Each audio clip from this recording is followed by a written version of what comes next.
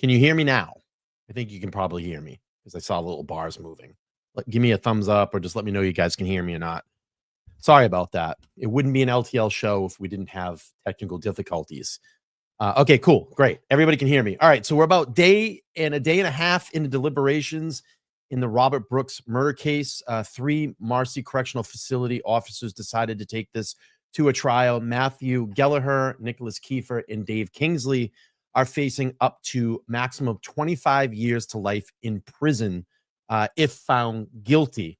So let me get into some notes here that happened throughout the day. So 12 jurors began their deliberation in the case at about 4 p.m. on Wednesday afternoon. They started again at 10 a.m. and they went home at about 4 p.m. Deliberations will obviously continue through Friday morning. A group of prison guards in the Marcy Correctional Facility turned into a gang of murderers on the night of December 9, 2024, according to County District Attorney William Fitzpatrick, who's the special prosecutor in this case. They launched 3 attacks on inmate Robert L. Brooks, Fitzpatrick said, ultimately leading to his death. And an autopsy shows that his injuries to his head, neck, testicles, liver, and spleen. Let's see.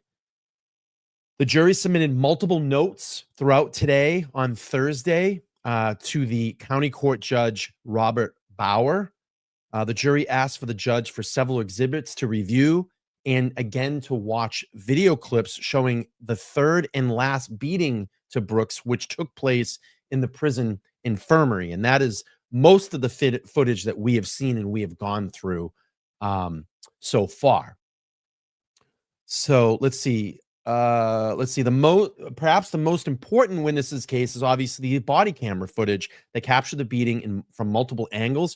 4 guards present and turn on their cameras, but unbeknownstly to them, 30 minutes of video was passively recorded without audio. Jurors appeared to focus on the length, legal definitions of the charges, asking for Bauer to read back his instructions. They asked 2 times for the definition of manslaughter and murder to be repeated. How are you all feeling? I thought this would be an hour in, out, hello, goodbye, see you later. Have fun in prison for the next 25 years to life. I'm going to be honest with you.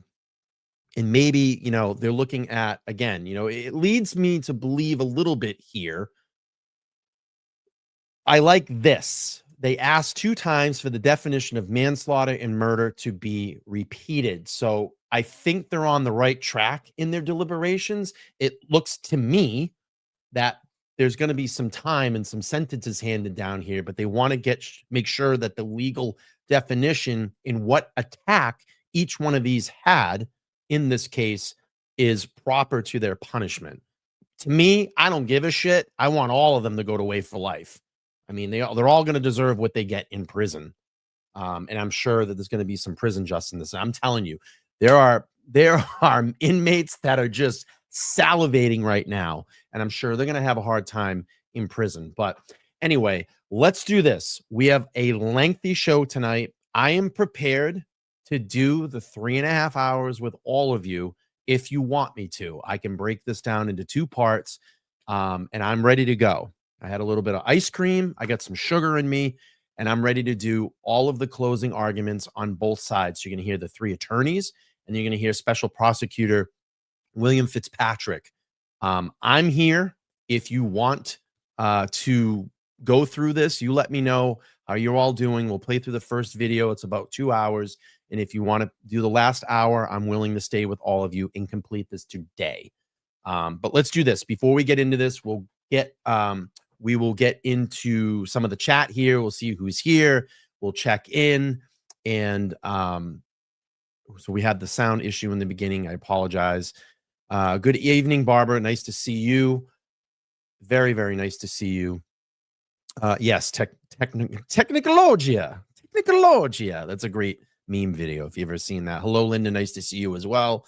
Barbara says she's very worried. Listen, I feel okay. I think this should have been a lot quicker, but who knows? Nan, I love you. You don't have to do this, but I appreciate you so much. And Nan, thank you so much for the $300 super chat. I love you to death. You're like one of my best friends. You didn't have to do this. You're always a guest on my show. We talk constantly, and thank you. You didn't have to do that, but I appreciate you and I love you. I love you so much, and I love our friendship that we have cultivated over this last year. So I appreciate you. And she said, keep showing up. Thank you so much. I appreciate that. Liz is saying, this is wild. Keep up the support. Yes. Jeannie in a bottle, thank you for being here. She said, hi, Brian and Nan. Thank you so much. Linda says the video speaks volumes and it cuts and it cuts and it's dry guilty. I truly believe that. She said, Nan saying, yes, there could be 2 different verdicts. No, I haven't played them. We're going to do that tonight, and I don't want to waste too much time. Let's see. Vincent here from Garden State Accountability. Oh, and let everybody know here, I have some more evidence to the Spitgate, evidence, and that came across my plate today. I'm not going to talk about it yet, but I'm still waiting to see how Groton is going to respond to me, and I'll let you know. I did a FOIA request because John Burt said that the cameras didn't turn on until like 3 o'clock. Okay, fine. So let's just back up. I'll get the camera footage in the room from 2 to 6 inside the auxiliary room, the meeting room. And I also FOIA the lobby footage from 2 to 6. So we're just going to get all of our hands on this video if it's released to me. And if it's not released to me, then I have something in my back pocket that actually was passed to me today. I don't want to spoil it, but we're going to be doing a live stream on that soon. I'm hoping that I get the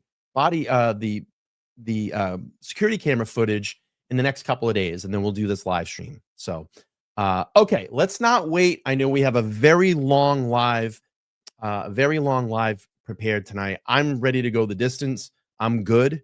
And let's start this. So we're going to do a small report from Channel 5 up in Syracuse, and then we will get to the closing arguments from both. Day 8 of the murder trial of 3 former Marcy Corrections officers wrapping up just a short time ago as the jury spent the day deliberating. Good evening, I'm Matt Mulcahy. Nicholas Kieffer, Matthew Galliher, and David Kingsley all face charges in the death of inmate Robert Brooks in December of 2024. Body-worn camera video from corrections officers at Marcy capture the moments that Brooks arrived at Marcy from Mohawk Correctional. It shows the COs taking him on a walkway outside, then into the prison infirmary. It's there we see Brooks get punched, kicked, and beaten. He later died at the hospital. 10 officers were charged, 6 took plea deals. The I-Team's Mary Keeler's live in Utica tonight, outside the court, still waiting for that verdict, which won't come till at least tomorrow, Mary. Yeah, and things won't get going again until 10 a.m. here at the Oneida County Courthouse in downtown Utica. That's when the jurors will go back into that jury room and deliberate once more. They have had a lot of questions. They have sent several. It's a handwritten note that they have to write, and the court officer delivers that to the judge. The judge comes back into open court and reads them. Some of those requests today were to hear specifics on the charges each CO is facing and a playback compilation video of the body camera footage of what happened, what was captured that night. Here's how we got to where we are right now, waiting for that verdict.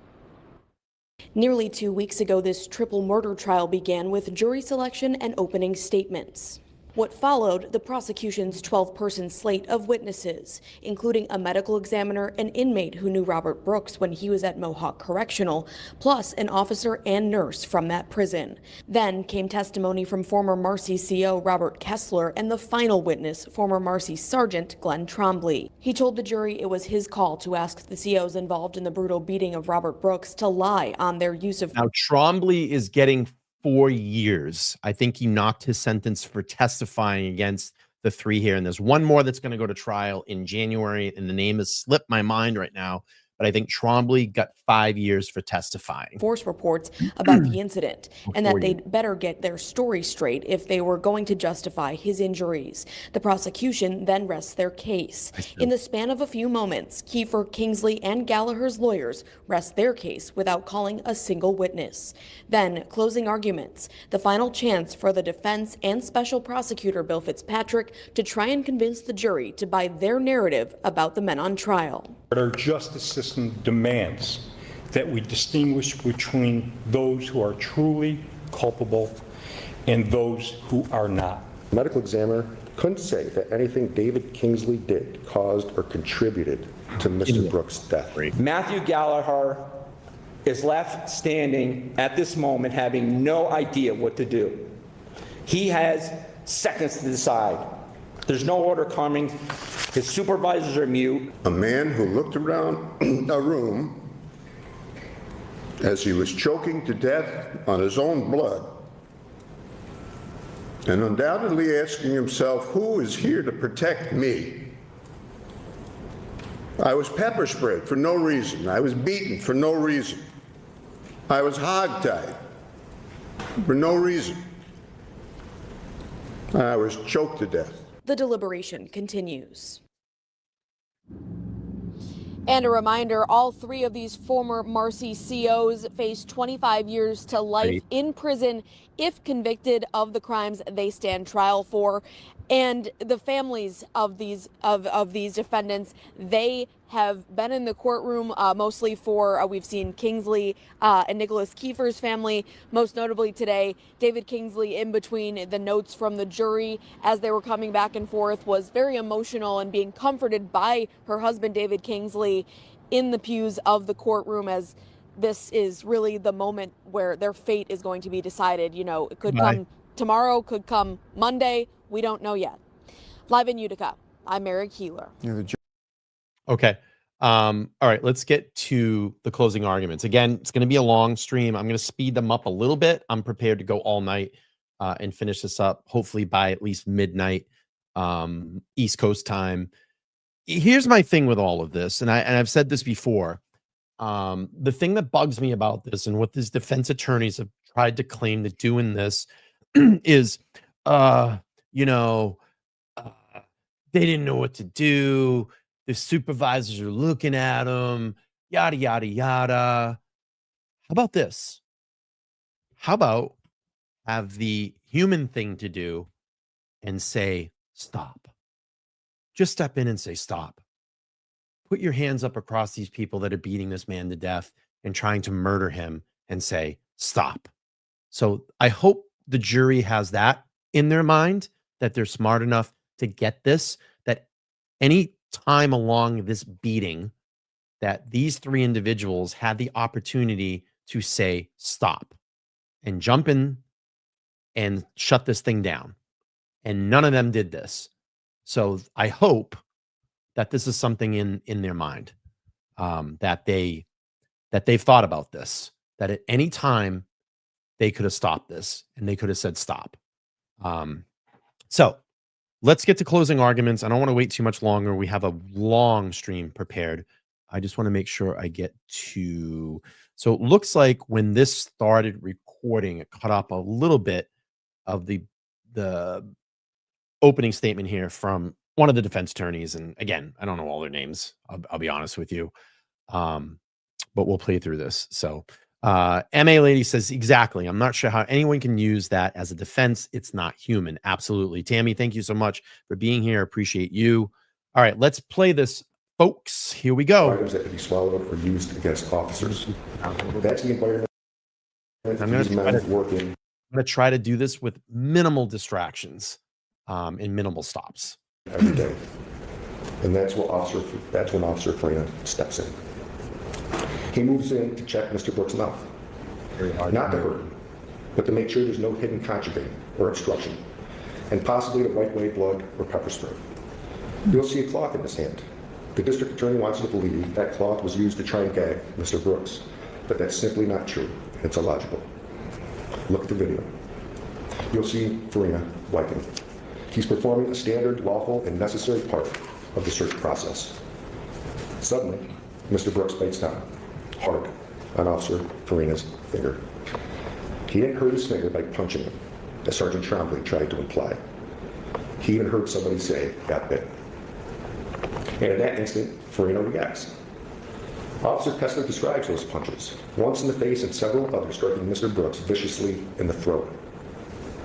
Violent, forceful, uncontrolled punches that nobody in that room knew were coming and impossible to stop. As quickly as it happened, it ended. It's not policy. It is excessive. It's a spontaneous reaction to sudden pain and frustration. Put in context, being bitten or exposed to blood in a state prison isn't the same as it would be out here. Officers know what that can mean, and it happens all the time.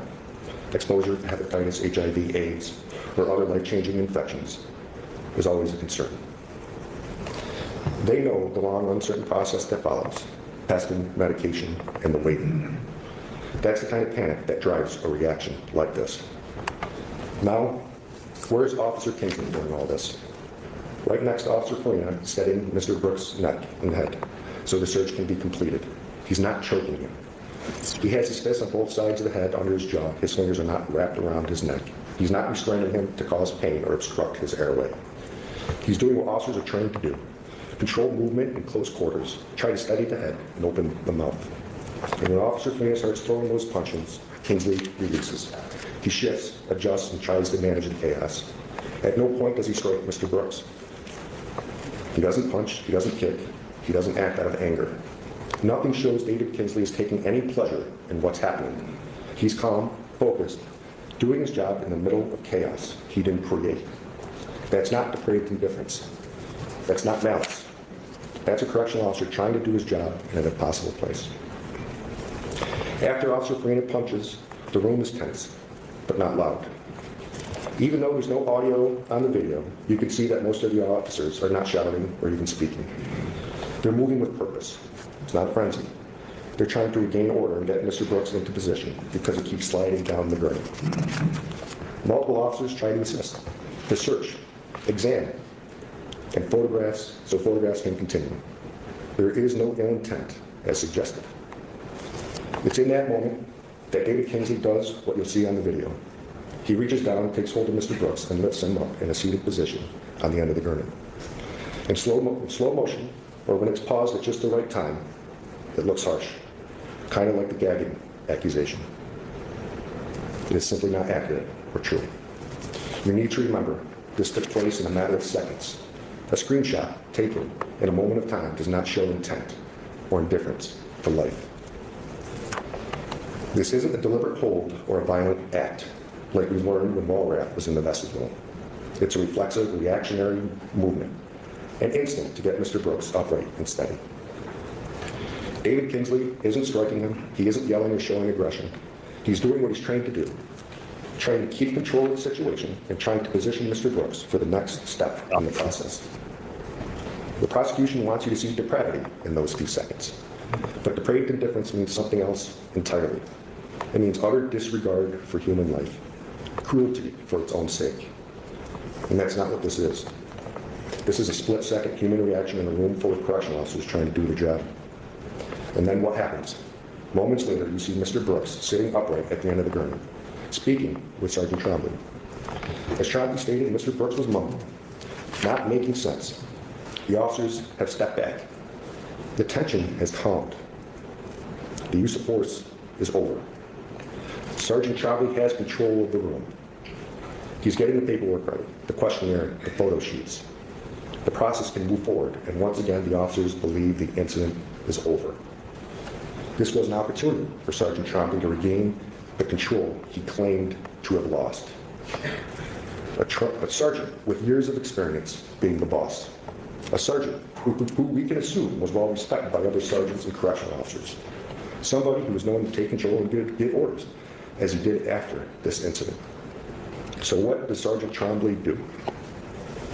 He orders Officer Kingsley and Anzalone to bring Mr. Brooks to the mat, to the corner. And after this order, Trombley somehow loses control and can't give any more orders. His mouth, for some reason, no longer works. He just blames Sergeant Mashaw. And when Mr. Brooks is brought to that corner, Kingsley and Anzalone take their position as they are trained to do. What you're seeing isn't violence by David Kingsley. It's procedure. It's the officer doing Bro, the gaslighting is insane. It is insane. I'm so sorry. The audio is terrible. But we're trying to do our best. I hope at least some of you can hear it. But I have the closed captions turned on. We heard a lot of this in the Karen Reed case when we were following the hearings and the trial. The audio is just so horrible. It's like, come on. We live in the modern age. Can we get this shit fixed? Like, can we get proper microphones and proper audio that gets live streamed? I can't figure it out. All right, here we go. exactly what they've been taught, step by step, to maintain safety for everyone in that room. Bring him to the corner, get the cuffs off, secure his arms, get hands high on the wall. Another officer will follow. Sergeant Trombley fails to give an order for somebody to assist. The third officer, who is responsible to place themselves behind the incarcerated individual to help assist in removing shackles and clothing. At this time, it's important to separate what each officer does. Officer Anzalone and Officer Kingsley are not acting the same way or with the same intent. And that's based on their prior behavior. And you can see the difference clearly on the video. David Kingsley isn't lifting, yanking, or striking. He's beside Mr. Brooks, keeping control of the left side. Maintaining position, trying to keep his hands high on the wall, putting his leg underneath Mr. Brooks to support his weight, as Officer Kessler testified. That's an officer trying to prevent an individual from collapsing, trying to keep the procedure controlled.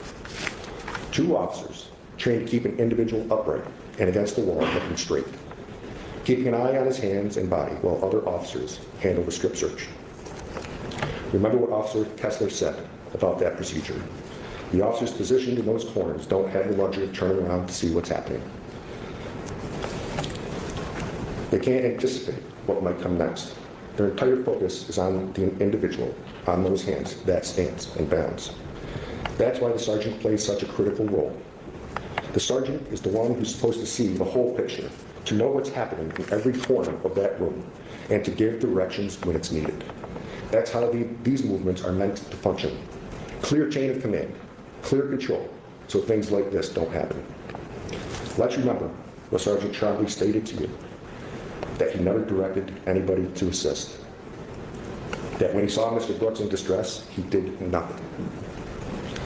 These words came out of his mouth. It's not my job to remove shackles.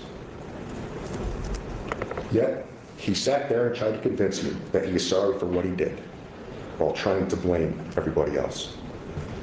Remember, Sergeant Trombley orchestrated everything after Mr. Brooks left the facility. He crafted all the reports, even going as far as writing Mr. Kingsley's and ordering him to sign it. Then he says, I let him read it. Yet he claims he did not have control. Officer Kingsley is a line officer with the least amount of seniority in that room. All you have to do is count the bars, stripes on all the other officers' arms.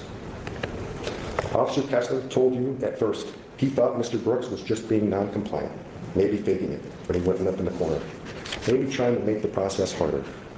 But then something changed. After a couple minutes, Officer Kessler realized this wasn't acting.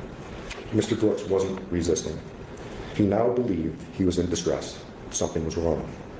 So he stepped in without being ordered to. He became the third man, but not to control, to help. He urgently tried to remove the leg irons and the shackles without being ordered, because it was clear to him that Mr. Brooks needed immediate medical attention. And once he freed the restraints, the officers placed him back on the gurney to begin life-saving efforts. And what you do see during these moments on the video, you see Officer Kingsley with one hand on Mr. Brooks' left wrist, and Officer Galliher on the right. They're not striking, not choking, not holding him down to harm him. They're holding those wrists because they don't know what's happening. And policy requires control of the inmate's hands whenever there is uncertainty about an inmate's condition. And they could have thought Mr. Brooks might be overdosing. That may be before transfer. This is like literally the same argument that he had in opening statement. I mean, he's just basically repeating himself. I'm sure all these lawyers are just going to repeat the same shit. All right, here we go. Swallow drugs or a balloon rupture. That's why the first step is to administer Narcan. Narcan is designed to reverse an overdose, and it can cause an immediate violent reaction if the person suddenly regains consciousness. That's why those wrist holds are used, not to punish, but to protect everybody in the room. And as the medical examiner testified, there were no external injuries that would have informed the officers what was actually wrong with Mr. Brooks. And it's critically important. There was nothing they could see that revealed the internal trauma. So they reacted to what they thought they were seeing, a possible overdose, a medical crisis, and did exactly what they were trained to do. What happens next is the best evidence of their intent. Why didn't he speak of this in the opening statements? The same attorney, and I think this is the attorney for Kingsley. I think it's Kingsley. Why didn't this attorney talk about this said overdose in opening statements? When we played through that, we never heard of an overdose. We never heard of a reacting to an OD. Like, what is this? We're going to add this shit now in the end in closing arguments? All right, here we go. Because once it became clear that Mr. Brooks was in distress, these officers, including David Kingsley, did not stand back. They lined up to provide CPR. They worked to save him. They performed life-saving measures for minutes on end. This was not some sort of ruse to cover up these actions. And as the testimony showed, Kingsley was the first one in line to provide CPR. You heard a lot about the body cameras in this trial. The district attorney wants you to believe that these officers, including David Kingsley, intentionally didn't turn them on because they wanted to hide what they were doing. But the evidence you actually heard tells a different story. The entire facility rarely used them, not just these officers on this particular night. Specific to David Kingsley, however, Investigator Cornish testified that the transportation officers are required to pick up their cameras from the camera room right before taking somebody out of the facility, and then return them to their docking station immediately when they get back from the transport. That's the policy. They're not regularly issued an alternate camera when they come back. And Investigator Massot confirmed that. He told you that no alternate camera was ever provided to Kingsley after he returned from transport that day. That's not concealment or being part of some conspiracy. That's procedure. Now, during the medical response, Sergeant Trombley gave an order. He directed the officers to activate their body cameras, and they did. Once that happened, those cameras captured not only the video, but also the audio of what took place next. And that's how you could know what those moments really looked and sounded like. Investigator Massot told you that there was additional body camera footage recorded after that order. Footage that showed the medical response, the CPR, the Narcan, and the efforts to save Mr. Brooks' life. It may have shown officers doing everything they could. Oh, wait. That was only after they beat the shit out of him 3 times, right? That was only after they beat the shit out of him for 3 times before he actually got into the infirmary. Okay. This is so gross and disgusting. This is like pure gaslighting. Could to help, including David Kingsley, who was the first to perform CPR, which you heard directly from Sergeant Trombley. This action destroys the theory of depraved indifference. Those few minutes reveal the truth, that when the officers realized something was wrong, when they understood that Mr. Brooks was in distress, they acted immediately. They did not prevent medical assistance. They worked with urgency to save a man's life. That's not depraved. That's not indifference. That's not murder in the second degree. And that is the heart of this case. When you strip away the speculation, the slow motion replays, the freeze frames that extend time, and the labels that the prosecution wants you to adopt, what you're left with is this. David Kingsley never struck Mr. Brooks. He never kicked him. He never set out to hurt him. He followed his training, trusted his fellow officers, and responded when chaos erupted around him. He did not conspire. He was not an accomplice to others' unforeseen actions. When it mattered most, when Mr. Brooks was in distress, he tried to save him. The medical examiner couldn't say that anything David Kingsley did caused or contributed to Mr. Brooks' death. All she could do was describe his injuries from multiple incidences, including Mohawk, and explain toxicology results that indicated the presence of K2, a drug that can cause many different behaviors and health issues. That alone creates reasonable doubt. And as Officer Kessler said again and again, after each incident, I thought it was over. After the vestibule, after the sally port, after the pepper spray, and after Officer Farina's punches, I thought it was over. Each moment was its own.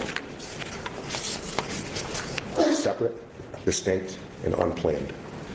That does not create a conspiracy, a welcoming committee, or an accomplice. And remember this, just because correctional officers wear the same uniform doesn't mean they're part of the same gang.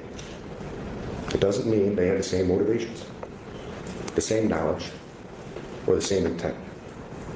Just because one officer saw or witnessed something, it does not travel to officers who are in the hallway or in a different room. The acts of some, even those that look violent on video, do not make everyone in that room equally culpable or prove that they were acting together with the same purpose. The law demands that you judge each man individually. And when you do that, you'll see David Kingsley for who he is, a correctional officer who responded to chaos, followed orders, and tried to save a life. Now, the second charge in this case, manslaughter in the first degree, asks whether David Kingsley intended to cause serious physical injury, and in doing so, cause the death of Mr. Brooks. But nothing in this record, not one word, not one frame of video, not one piece of testimony shows that intent. There is no evidence that he wanted to hurt anyone. There is no evidence that he set out to cause serious injury. There is no evidence that he caused injury. From start to finish, his actions show only an intent to control and to stabilize. And that's not intent. That's training, duty, and decisions being made under immense pressure. And you may believe, as human beings, that mistakes were made that day. And you may wish something had been done differently. But these feelings don't make a crime. Under the law, David Kingsley is not guilty of murder in the second degree, nor is he guilty of manslaughter in the first degree.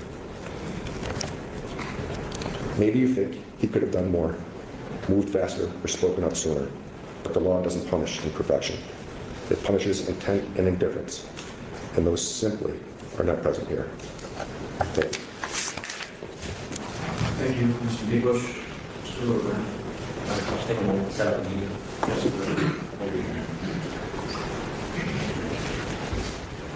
Oh, thank you, Alex. I appreciate that. Yeah, absolutely. That's Robert Brooks' son.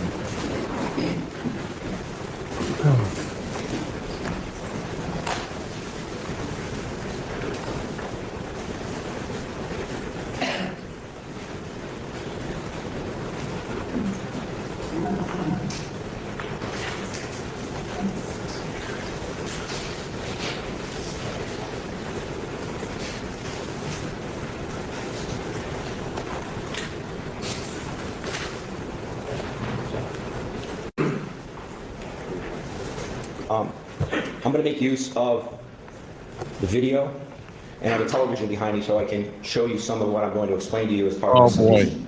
Because I think that the evidence... Fucker's going to try to explain it. This fucker's going to try to explain it away. Oh boy, this is going to be fun. Get ready for this one. All right, here we go. ...that you see is critical. Before I do that, though, let me begin by thanking you, and I mean that sincerely.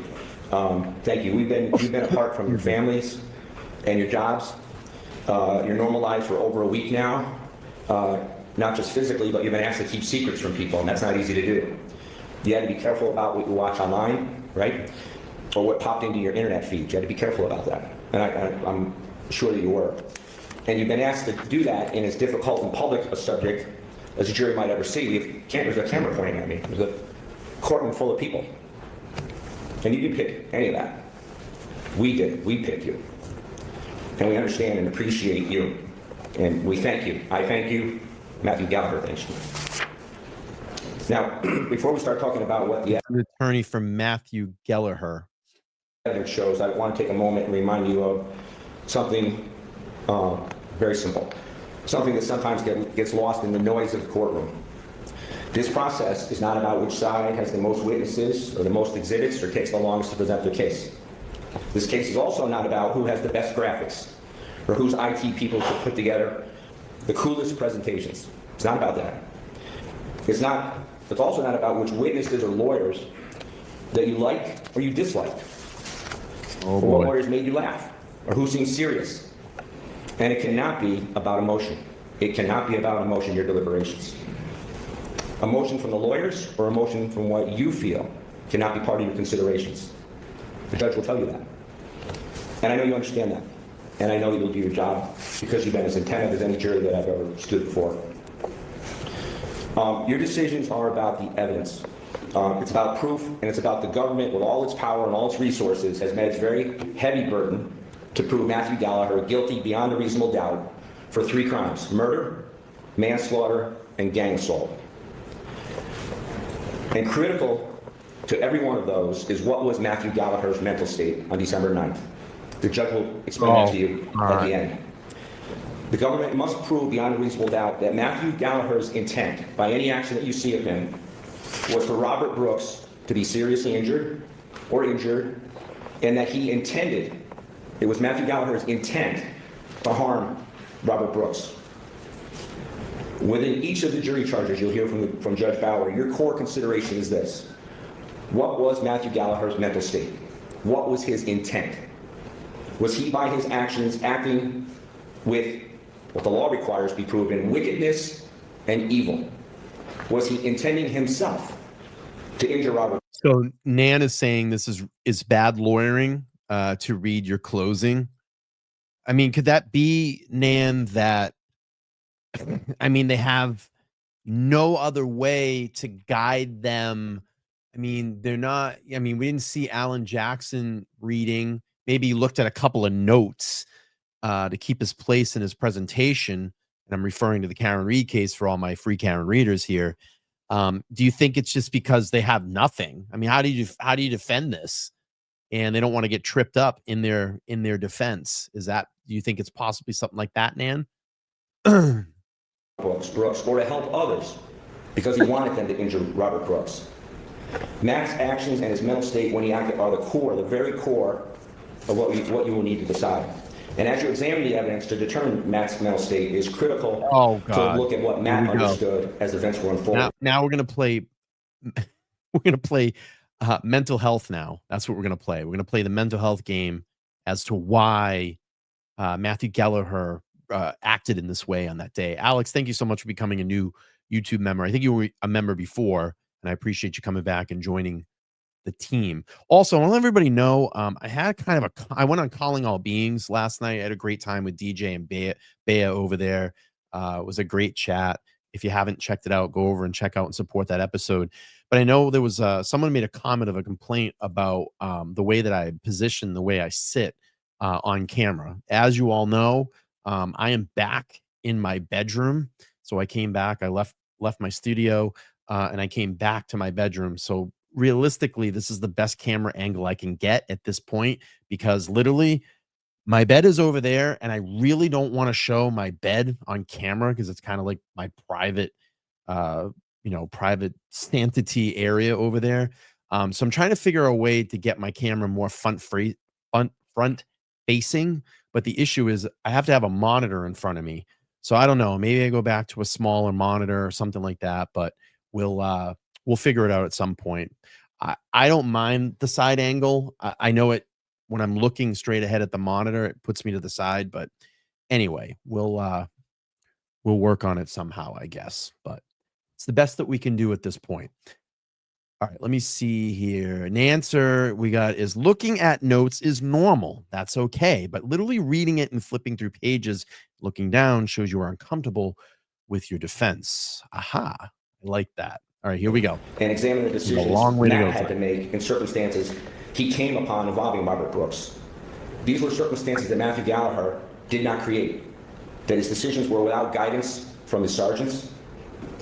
And in the roughly 45 seconds that Matthew Galliher was in the medical room before he was sent off by Sergeant Trombley to get the shackles, did the government prove to your satisfaction beyond a reasonable doubt that during that time Matthew Galliher's intent was to injure Robert Brooks? That in those 45 seconds, did Matthew have a mental state that convinces you that he is intending to injure Robert Brooks?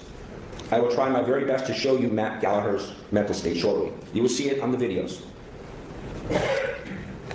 Ask yourself as you deliberate, for what reason would Matthew Galliher have the intent or the goal to harm or injure Robert Brooks? Matthew Galliher had never spoken to Robert Brooks. Robert Brooks had caused Matthew Galliher no harm, no disrespect. Matthew Galliher had never even given Robert Brooks an order or spoken to him, and Robert Brooks had never refused an order from Matthew Galliher. Matthew Galliher did not strike Robert Brooks at all. If his intent was to injure Robert Brooks, would he not strike Robert Brooks when he had an opportunity? Your analysis is not about whether Matthew Galliher made decisions that you think should have been made differently. None of you have faced those circumstances that he was in, or whether his decisions were not perfect. It is whether in Matt's decisions he intended to injure Robert Brooks and not that he just made imperfect decisions. Oh, God. The question for you to decide will be whether the government has proven beyond a reasonable doubt that it was Matt Galliher's intent, his goal to injure Robert Brooks, and the answer in the proof shows it was never his intent. I'll answer this. No, not at this time. Nope, not at this time. Maybe down in the future, down the road. I have family stuff, and I've talked about this before. I have family stuff that is going on that needs attention to. I have life matters that are going on that I have attention to. So I'm not streaming like I was on such a regular basis. And let's just say this.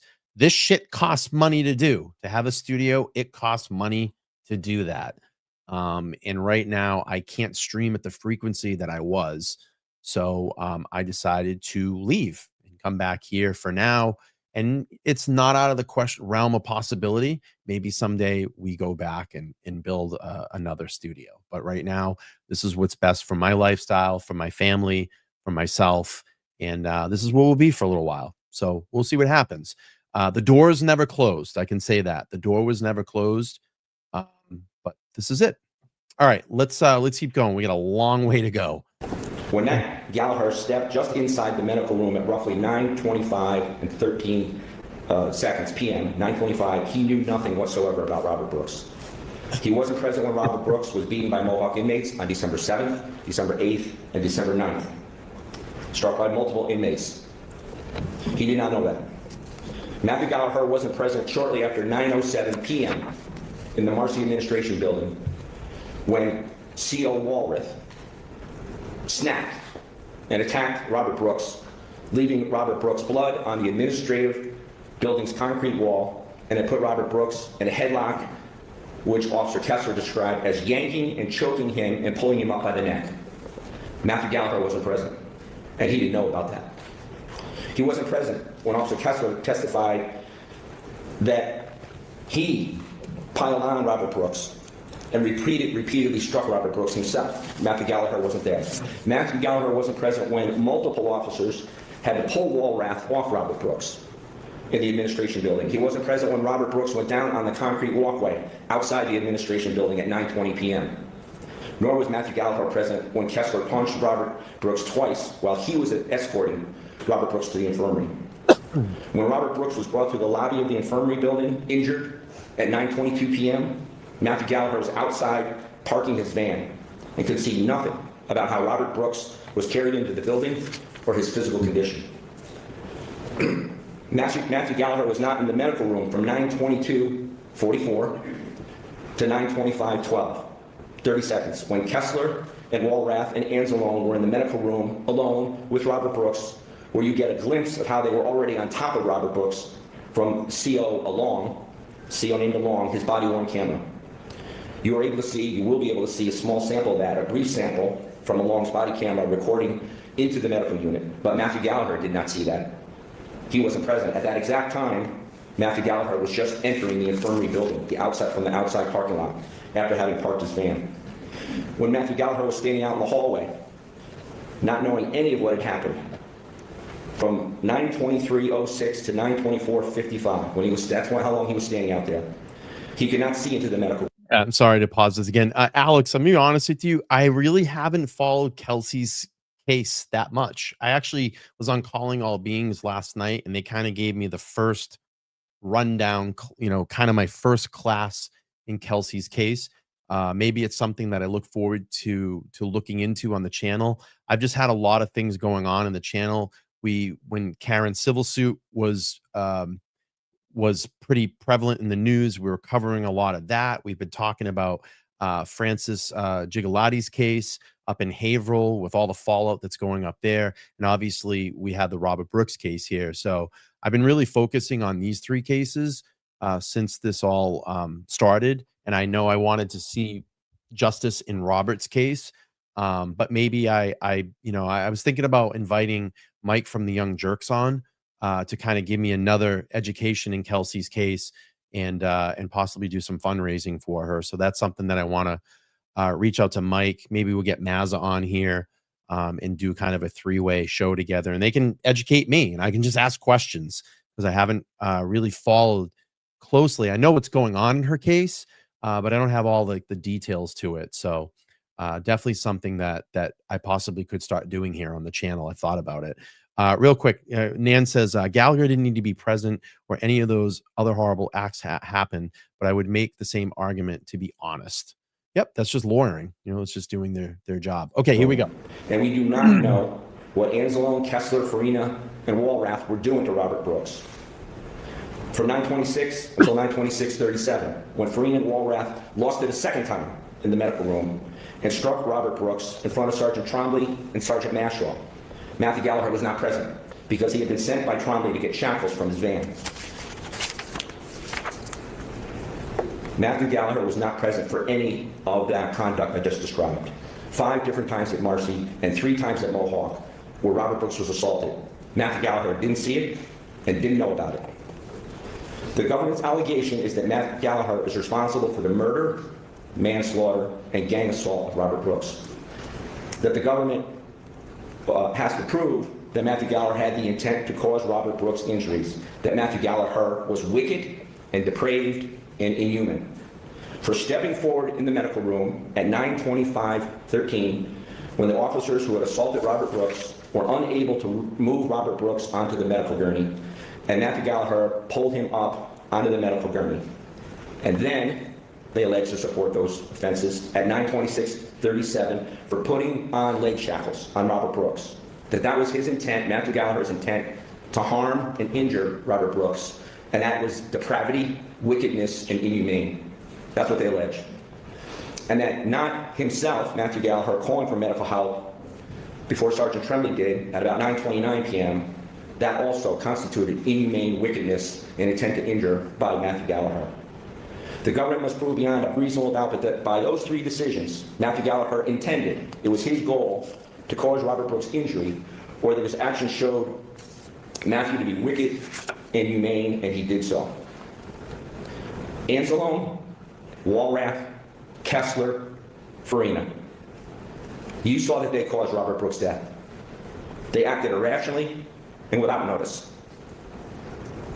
But the heavy finger of the government is pointing this last week at Matthew Galliher, saying he intended to cause Robert Brooks' death, that he is wicked and inhuman, and that he intended to cause physical injury to Robert Brooks. You were promised much in the government's opening statement to you, and you expected to be shown evidence of reprehensible actions by Matthew Galliher. You were promised that by both the tone and the substance of the opening statements. These were promises to you, and you would have been reasonable jurors to have expected the government to follow up on those promises. 1, the prosecutor told you repeatedly at the start that they, it was said 10 times, they killed Robert Brooks. He told you he would prove Robert Brooks' death was quote, a carefully orchestrated act, close quote. And that Matt Galliher, quote, treated Robert Brooks with depravity. I can imagine what you expected to see. Blows raining down by Matt Galliher on Robert Brooks as part of the, quote, orchestrated act or a planned meeting to create an orchestrated act. And what was then shown to you by way of evidence to support that promise, that Matthew Galliher never struck Robert Brooks and was never shown even to try to injure Robert Brooks. Matthew Galliher walked into a situation in the medical room at 9:24:55 p.m. that he did not create. He orchestrated nothing. All the conduct that was promised you, that they would prove to you that Matt Galliher did, was done by others. Anzalone, Farina, Kessler, Walrath, none of it was done by Matthew Galliher. Second, you were told in the opening that the government witnesses were to show you that Matt Galliher was part of a gang Remember how it was said, a gang. You heard that several times. 3 times. What gang did they show you that he was part of? Sergeant Cromley told you that these CO employees were not even friends. They don't hang out. They are co-workers. They're owned by Docs. Docs tells them how to dress. Docs tells them how to act. They're owned by Docs. They go to work in a horrible setting, and they're not buddies. They're co-workers. They're not a gang. They work shifts on different days, double shifts, triple shifts. There were 204 employees in that prison that day because there were 204 cameras that had been used. And COs don't know who they would be placed with on any shift. They don't plan or orchestrate anything together. There was no meeting beforehand or plan, and it certainly was not a gang. And Matt Galliher was not part of any group. He's an employee. At 9/25/47, Matt Galliher individually, as a Docs employee, tried to pull Robert Brooks onto a medical gurney. Shortly thereafter, he was told to fetch leg shackles because his work supervisor told him to do so. They could be put on ankles of Robert Brooks. Where is the gang in that? Isn't that a man doing his job? Third, you were also promised at the outset that the government would bring forth evidence that Matt Galliher had intent to cause Robert Brooks physical injury, that there was a plan that Matthew Galliher was a part of. More specifically, you were told, quote, Matthew Galliher's operandi was to cause physical injury to Robert Brooks, close quote. That means that Matthew Galliher had done it before. It's his MO, you were told. That was made up. At the opening, you were promised you would see proof of Matthew Galliher's brutality. Here's what you're told. Good Lord, did they intend to cause physical injury? You won't have any doubt of that whatsoever. Good Lord, they caused his death. Matthew Galliher did not cause Robert Brooks' death. You were shown in evidence that Matthew Galliher did not strike Robert Brooks. Never. Matthew Galliher did not cause Robert Brooks' death. That must have been a surprise after hearing what you were told and promised in the opening. Instead, you were shown that Matthew Galliher pulled Robert Brooks onto a gurney while others seemed to struggle trying to do that by putting shackles on Robert Brooks. That caused his death? That's Matthew Galliher's brutality? It is not. Fourth, the prosecution told you in their opening that Matt was trained to intervene in these circumstances. Trained. During a 79-minute training video, 6 months before this incident, Matthew Galliher, if he was even there, because they never proved he was even there for this training session, this particular one, had 43 seconds of training on a new Docs policy about intervention. And what was the training? They read the policy. They picked up the policy and they read it. 1 sentence they read. That's the training you were told Matt Galliher had that they claim was sufficient to prepare him for that moment in that room. No instruction was given by Docs to Matt Galliher or any Docs employee on when to intervene, how to intervene, what to do when your supervisor, in this case 2 supervisors, are in the room when excessive force is being used. What to do when you're the last man to come onto a situation and don't know what happened before. No training. Listen, I'm going to go back to, I'm going to stop this for a second. I'm going to go back to 3rd grade. 3rd grade, when your parents sit you down, and it's probably even younger than this, and tell you from what's right and wrong. I don't give a shit about this fucking training with a policy. Oh, you only read 1 sentence. When you're seeing something that's happening in front of your eyes that is not on a human level, okay, and you're watching someone getting beat to death, okay, you have every right, or your intuition or your intelligence should say, maybe I should step in here and say, no, maybe I should step in and stop this.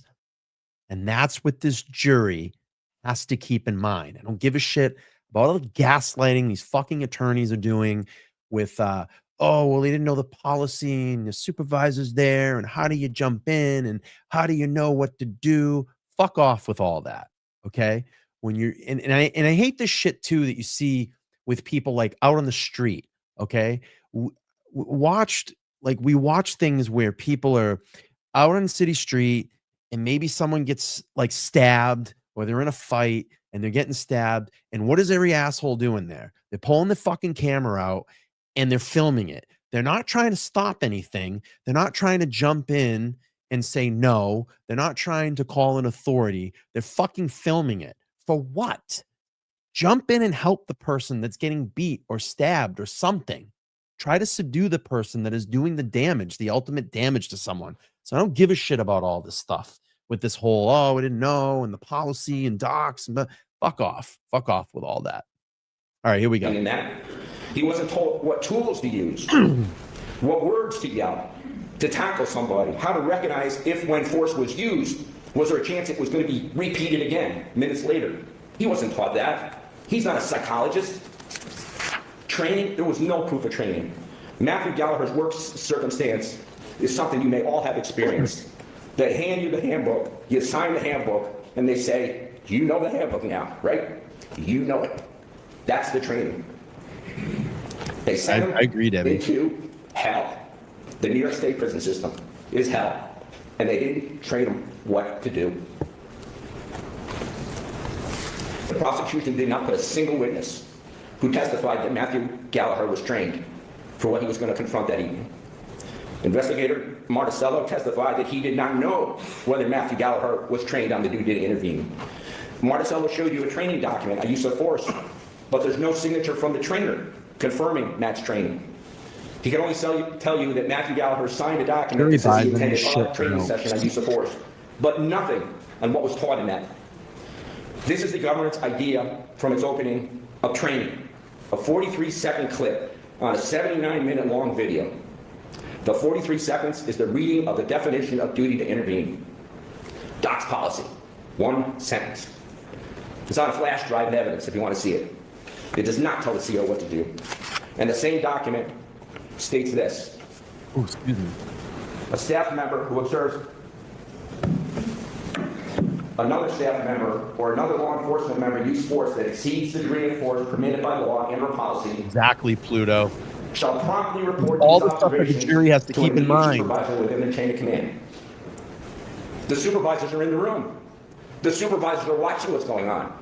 How's Matthew Galliher supposed to know what to do at that moment, based upon that instruction to tell the supervisors? What if your boss, in fact, it's happening with his two bosses present, and his bosses, who you're looking at, Sergeant Mashal on the left, Sergeant Trombley on the right. That's the leaders. That's who he's supposed to report the force. And they're smiling. They're both smiling. Yeah, and you know what? When you step in and you fucking and you call out your supervisor for doing what they're doing, you know what that's called? That's called becoming a hero. Okay? That's stepping up over a higher authority that's using their power to murder someone. I ain't buying this lawyer for shit. Fuck this guy. Sit down. This is Mashal.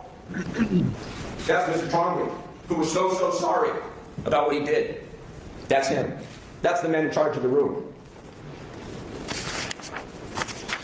There was no discussion in this so-called training video of any hypothetical intervention scenarios, any methods that the COs could use to intervene, what to do if the CO supervisors were there, and it's outrageous for the government to have told you in the opening that Matthew Galliher was trained on how to intervene, how and when, and then presented nothing to you by way of that claim training other than 43-second reading of the policy. That's all the training they received. Fifth, perhaps the worst of what you were promised in the prosecution's opening to you was this, quote, yeah, Mr. Galliher went so far as to cover his body camera up as he zipped his jacket up. What he was telling you was Matthew Galliher's camera was on. He didn't want it to record others using force, so he zipped it up. That's not what the witnesses said. The witnesses told you nobody knew the cameras were recording. Matthew Galliher's camera is on his body, but it's not recording. It's not activated. If he zips it up, it's like he zips up over nothing. He's not trying to cover anything up because he doesn't believe his camera's even operating at that time. Marticello testified that in all of his years in docs and experience, he didn't know the cameras were passively recording when they were turned off, that they were still recording. He didn't know that. No one knew that. Matthew Galliher did not know that. So how could he intentionally try to conceal the actions of others by covering up his camera, by zipping up his jacket? You were promised that that was going to show that Matthew Galliher was acting to cover up excessive force. 6, you would have expected from the opening that the people would show you that while Robert Brooks was being beaten, Matt Galliher decided to cuff Robert Brooks' legs, intending to hurt Robert Brooks. But that's not what the video shows. I'm displaying on the room what Matthew Galliher did at 9:26:41 with the shackles. He walks into the room, he puts the shackles on his right leg. That's what he does. That's what his job is. That's what Trombley told him to do. Trombley said to you, I told him to get the shackles, but I didn't tell him to put them on.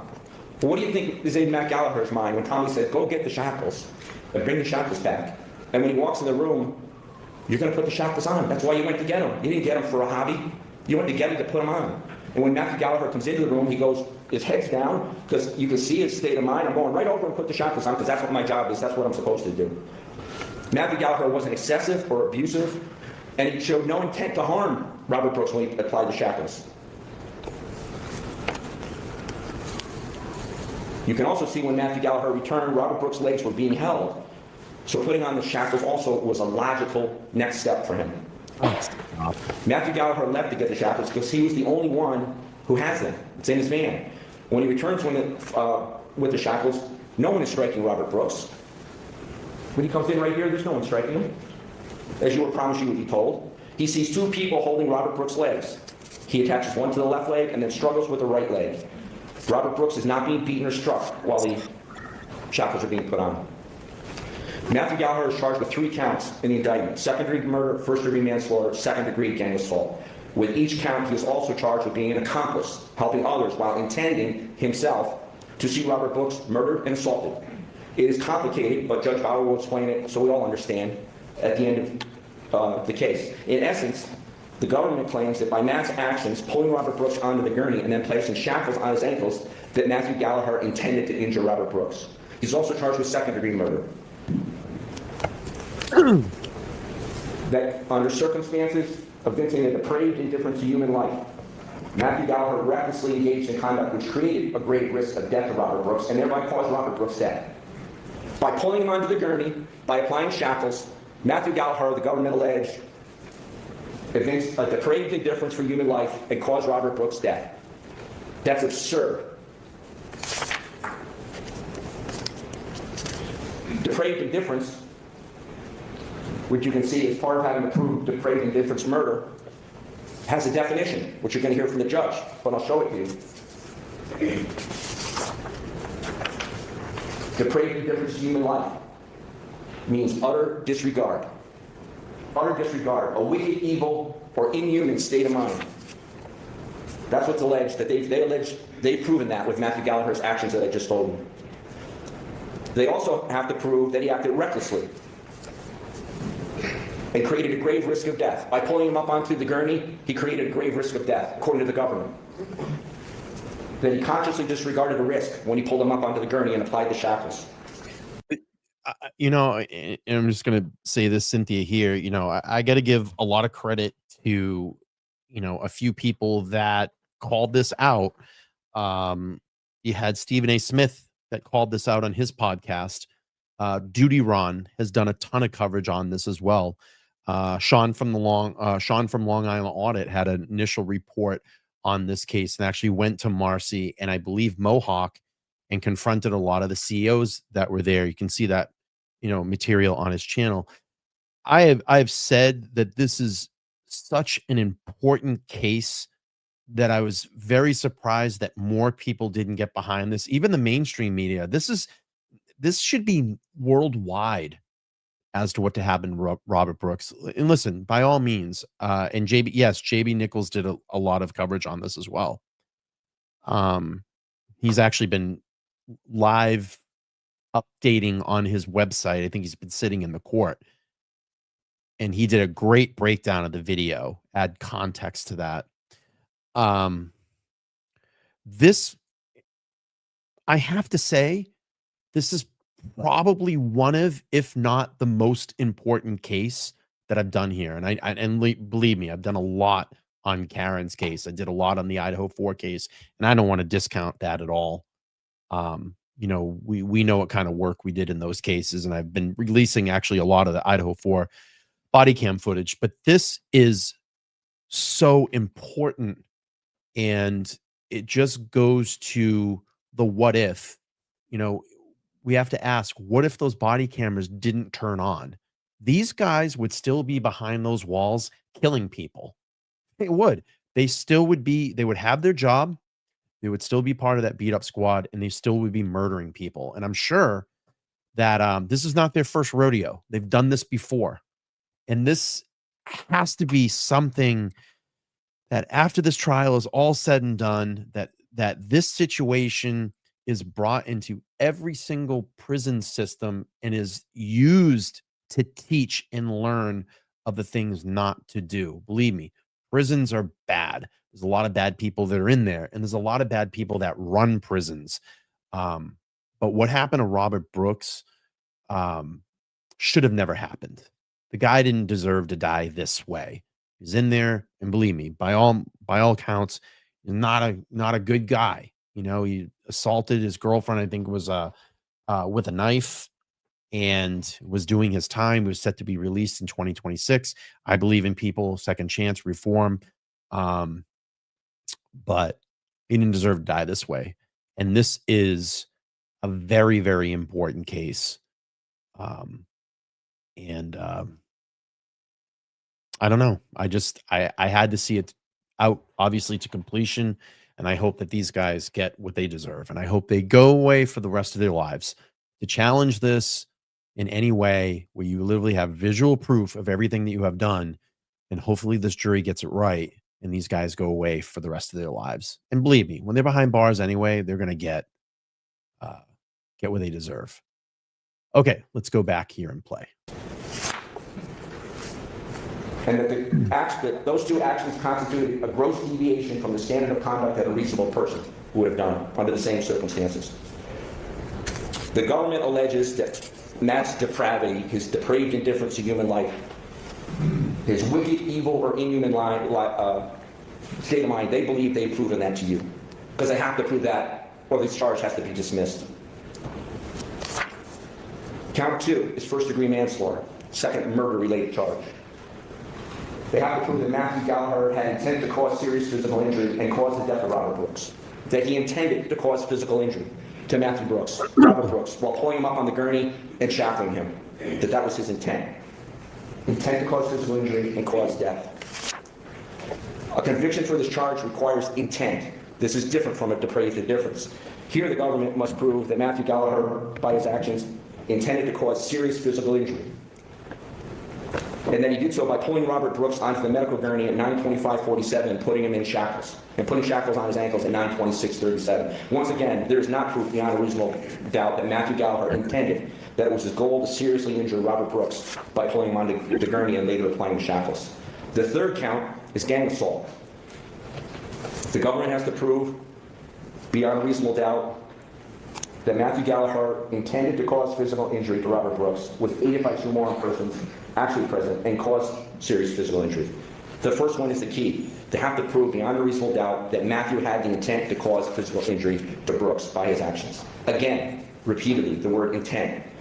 This crime, again, requires the government to prove that Matthew Galliher intended to cause physical injury to Robert Brooks beyond a reasonable doubt. And as with other charges, the government, it alleges, it is proven that Matthew Galliher intended to cause physical injury by his actions. All counts are charged under an accomplice theory of liability. This means that Matthew Galliher acted with the mental culpability required for the charge, and he solicited, requested, commanded, importuned, or intentionally aided those others engaged in the criminal conduct. That's a mouthful. But what does it mean? It means that he helped people cause the death of Robert Brooks, serious injury or injury to Robert Brooks, and he intended by his actions that would happen. That was in his mind, his goal. That his goal in moving Mr. Brooks up onto the gurney, he wanted other officers to then assault him further and kill him. That's what he wanted. That he wanted them to injure him further. I know this part that I just ran through just now is a lot. It's new to you and it seems complicated, and it certainly is. This is the law. But Judge Bauer will explain it better than me before you begin to deliberate. The key, though, the absolute key is what is Matthew Galliher's state of mind when you see him pull Robert Brooks up on the gurney and when he applies the shackles. Were Matthew's actions wicked, evil, inhumane? Did he create a grave risk of death to Robert Brooks? Was he intending to physically injure Robert Brooks? Did the government prove that his intent, his goal, was to injure Robert Brooks?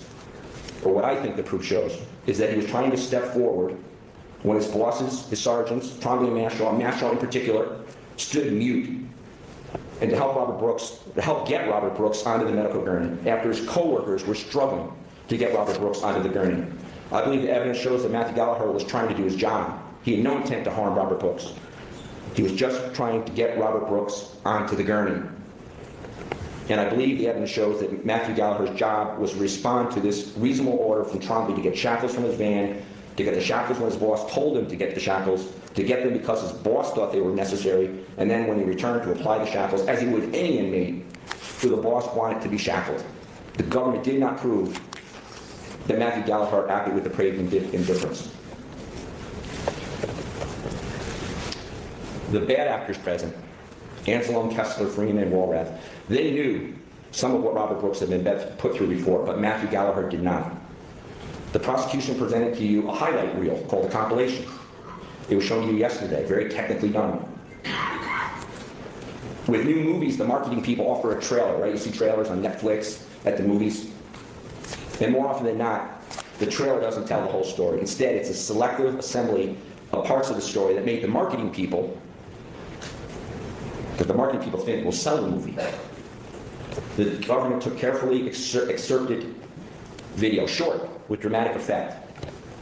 They highlight that which they claim shows people in their briefest and worst light. They exclude the context. They exclude anything that contradicts the message. In one of the images, the prosecutor showed a photo of Matthew Galliher with a smile. I suspect he's going to show that that's evidencing guilt or indifference. So I think they suggest, for whatever reason, have you ever managed to smile in a setting that you shouldn't? In this trial, was there ever a moment when you smiled? What if that smile was photographed? And what if the photo was going to be used to define you, to define your character? What if the reporters wrote, the jurors smiled at images of Robert Brooks, and then they matched up the timing of the smile with something very bad, made you look foolish, made you look indifferent? Is that fair, or is that a distortion? And is it intended to be a distortion? Why didn't the government in its compilation photos show the grim look of Matt Galliher standing back at the doorway when he first arrives, and then moves forward when he sees Farina starting to use the cloth on Robert Brooks' face? Or his face after the 3 to 4 seconds striking by Farina and Anselm when he steps forward? Or when Matt Galliher looks at Sergeant Mashaw to do something? Or when Sergeant moves in front of Galliher for 3 to 4 seconds after the assault, and you can see his concern? Does his face show that he's thinking what he's thinking? Or when his sergeant moves closer to the gurney and the COs try to pull Robert Brooks onto the gurney the one time, and then again, and then the third time? His face is serious. It's professionally serious. There's no smile on his face then, but the marketers in the trial trailer, in the compilation, want you to see Matt Galliher smile and then use that to make you conclude he is bad character.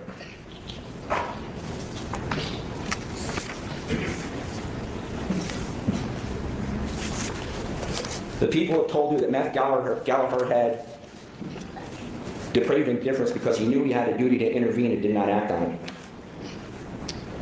Judge Bauer will instruct you that there is no duty to intervene in New York state law. It does not exist. It is not a law. And that you cannot find that Matthew Galliher is guilty of the offenses solely by failing to intervene, because no such law exists. But the government will argue, and can argue, that you are to consider what you think that Matt Galliher was taught, his training on intervention, or what he knew about intervention. And I'll speak to that further in a few minutes. You have to decide if the prosecution proved beyond a reasonable doubt that Matthew Galliher's actions, moving Robert Brooks onto the gurney and putting on shackles, that those actions involve actions of a person with an evil or wicked mind. Matt Galliher's state of mind is paramount. I'm being repetitious, because I want that to sink in. His state of mind is what matters. What will help you to determine his state of mind? What he knew when he was acting, what he did, and what he didn't do. First, Matthew Galliher was not present for what happened in the administration building when Kessler assaulted Robert Brooks. At 9:16 p.m., remember, Mr. Brooks arrived at 9:07. At 9:16 p.m., Matt Galliher is in the infirmary lobby. This is his body cam vantage point you have right now. He and the other COs in the infirmary were watching a Tom Cruise movie.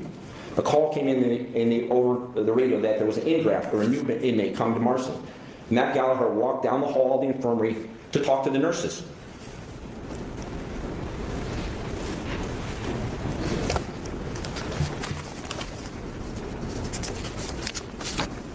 Is that the mindset of a CO that wants to see someone harmed by going and talking and alerting the nurses? Or is he likely connecting with the nurses to be sure Robert Brooks receives medical care when he arrives to the infirmary for his intake medical exam?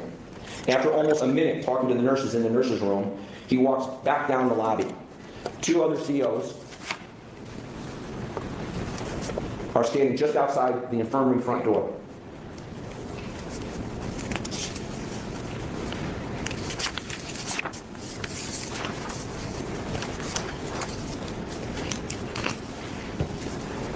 Then the red dot call comes in. The in-draft has changed. It's a call for an emergency backup. Now instead of a simple inmate transfer, it's an emergency. COs need help, so that's the message. This is Matt Galliher's duty as a CO, to respond to calls for backup. Kessler told you that, Trombley told you that. That means the CO is in trouble. Matt Galliher runs to his van. I told you that every second of Matt Galliher is on film. Every second. And I'm painstakingly going to show it to you. As painful as that is, I'm going to show it to you right now. Because I want you to see what he did and didn't do and why he did it. Matt Galliher, when he gets the red dot call, he runs to his van. He gets in the van and then he drives the van to where the red dot call indicated there was a problem, which is the walkway outside the administration building. It's dark. He can't see much, and there's another van in front as he pulls up the walkway. It's Farina's van. It's in front of him. That's Farina's van. That's the administration building. Right there on the right is Matthew Galliher's van. He walks up to Farina's van and opens the side door, assuming that the COs are going to put the new inmate, who's Brooks, into it for transport when they arrive from the administration building. He's opening Farina's van. His camera shows that he can't see if any force was used on the walkway. He's too far away. He's not involved. He just stands next to the van. Instead, 6 COs and 2 sergeants walk towards and right by Matthew Galliher with Brooks and do not put Robert Brooks into Farina's van. They walk right past him. They walk past the van, and now you're seeing their back end as they go by. The COs escorting Brooks, who is handcuffed, are Anzalone with his backwards hat on, and Kessler, right there. Behind them are Farina and Kingsley. Farina, who's one of several people that act like an animal that night, is not a sergeant. But Trombley testified he's an experienced, specialized officer on the crisis intervention unit. He's more experienced than Matt Galliher. And following them then is Sergeant Mashaw, Walrath, and Kieffer. Kieffer's holding the inmates' records, and Sergeant Trombley. 2 supervisors, 2 sergeants, Trombley and Mashaw, and Farina, who is a member of a special unit. All seems good. Crisis over. Here's what Matthew Galliher does not know. According to Kessler, Robert Brooks likely is already seriously injured. According to Kessler, Walrath had snapped in the administration building shortly after the 907 arrival. And Walrath, by all accounts, is also an animal. He had choked Robert Brooks, yanking him up by the neck, punched him, and Kessler had punched him, both repeatedly. Walrath had to be pulled off of Robert Brooks. This is after 9:07 p.m., the time period when the medical examiner, the doctor who testified on the autopsy, told you that Mr. Brooks suffered his deadly injuries. It was at that time.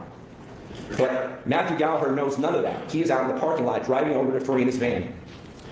As the 2 sergeants and 6 COs pass Matthew Galliher, not a one even acknowledges Matthew Galliher. He's invisible. It's the first of several times over the next 15 minutes, and mark this, By 15 minutes from now, Robert Brooks is almost dead. When the 6 COs pass Matthew Galliher at Freeman's van, they don't acknowledge him. It's the first of multiple times that Matthew Galliher appears invisible. Well, he's invisible the whole time to his colleagues. He's not one of the boys.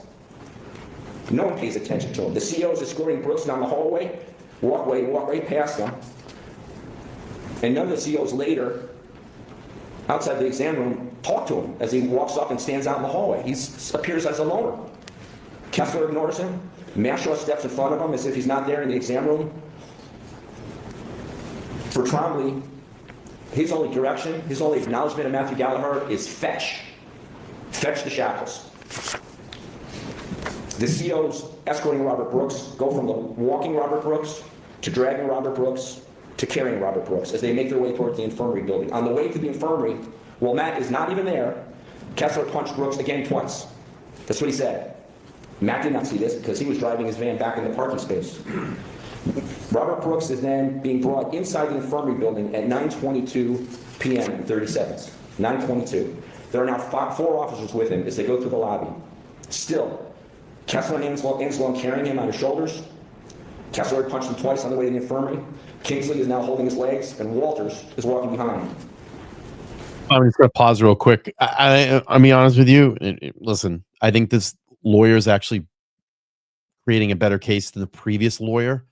I don't agree with what he's saying, but we have to say here, let's just logically think for his client, he's arguing a little bit better. Okay, let's keep playing. This is coming in the lobby of the infirmary building. And that 4th person right there, that's not Matt Galliher, that's Walters. Robert Brooks is injured, but Matthew Galliher doesn't know this. He's still outside in the parking lot, and he's seen nothing so far that would cause him to believe there is any problem. He goes back to his van at the walkway, and then he drives and reparks it at 9:23 is when he parks it.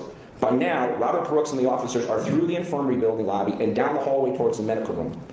If you look at this next side-by-side photographs, in the right-hand corner is 9:22 and 32. This is Mr. Brooks being carried through the lobby by the officers. At 9:22:32, this is Matthew Galliher's body cam. He's in his van. He's nowhere near them. No one is in the lobby when Matt Galliher comes in except Trombley, who's on the telephone. Robert Brooks has been brought by the officers down the hallway and into the medical unit at 9:22:43.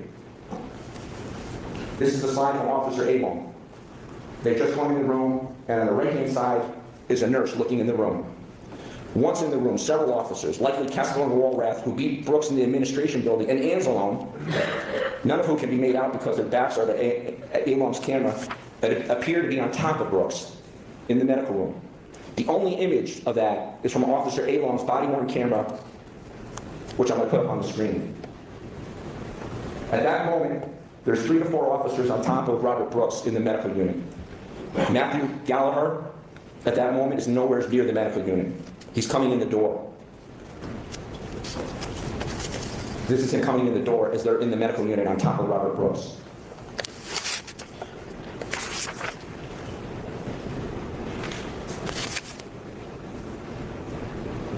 This is the vantage point from Matthew Galliher's camera.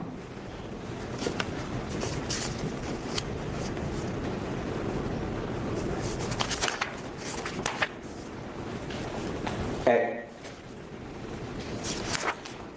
multiple officers, actually I'm going to show next slide, Ash. This is at 9:22:52. This is the medical unit. These are the officers in on top of Mr. Brooks. And this is the vantage point at that same moment of Matthew Galliher. He's out in the parking lot. He knows none of what's going on. While Matthew Galliher is down in the hallway, multiple officers come down to the area of the medical room. They go back and forth, they mill around, and they leave. Matt stands in the hallway and can see the nurses in the hallway. Slide 34, Ash. That's the nurses. This is Matt Galliher's vantage point, and behind him is the nurse looking into the room. At 9:23:16, this is where Matt Galliher stands in the hallway. Right there. That's Matt Galliher on the left. He's had zero involvement with Robert Brooks. He knows nothing about Robert Brooks. They've had no interaction. So Matthew Galliher, this is a typical in-draft, and he does stand in the hallway because the medical room has a sergeant who he can see and COs who he cannot see in the room. He's just not needed. For the next... Yeah, man, I was going to say, is he over-explaining? I mean, is he like really trying to convince this jury? I'm glad that you just said that. I was kind of thinking the same thing. I mean, is he creating more conundrum in this to try to over-explain? And I asked at the chat, look at this. I said, does Galliher have a chance of being acquitted? 29% in the room say yes. 71% say no. Out of the 20, let's see, out of the 20, 32% now. Out of the 32%, let us know why you think in the chat. I won't criticize you. I just want to know what your thoughts are on this. Why would he be acquitted? All right, let's keep playing. 119 seconds, Matthew stands in the hallway several feet from the entrance to the medical unit. He's casually talking to officers. He doesn't seem depraved. He doesn't seem to have an evil mind. He's literally hanging out. Very true, Anthony. And is maybe overcharged. This is Matthew Galliher's perspective. That's Officer Farina and Officer Walters. Matthew Galliher sees nothing about what's going on in the room. At 9:23, 26, whatever's going on, Walters finds it entertaining or something, and he goes like this with his hand. At 9:23, keep going. Sergeant Mashaw. Welcome, Sergeant Mashaw. At 9:23:35, Sergeant Mashaw, the man in charge of the room, according to Officer Trombley, stands at the door. That's Matthew Galliher's boss. Officer Sergeant Mashaw is a profile of a disinterested clown the whole time. Under the circumstances as they unfold, his behavior is dangerous as a leader. This is the person to whom the COs take orders, are to follow, who is to guide them, who is to curb their behavior, who is to help them, and who himself is to make decisions. There are over 15 people in and out of that room, and Sergeant Mashaw never does or seems to say a thing. I will say this, the lawyer has been pretty convincing of the, kind of the pile-on attack that Galliher wasn't there. He's kind of proving that, look, they were already beating him up. He was still in the van. But the problem that I have is he was in that room, and if I can remember, was partaken, I think I have that right, in putting the shackles on Brooks, correct? So he actually did help shackle Brooks, if I remember that correctly. And that's a problem. That's a problem. For me, that's a problem. All right, let's keep playing. Is he afraid of Farina and Anzalone? Or of Kessler? Of Walrack? Is he incompetent? And how does Docs put him in charge of anything? Then Trombley comes in the room at 9:23:48.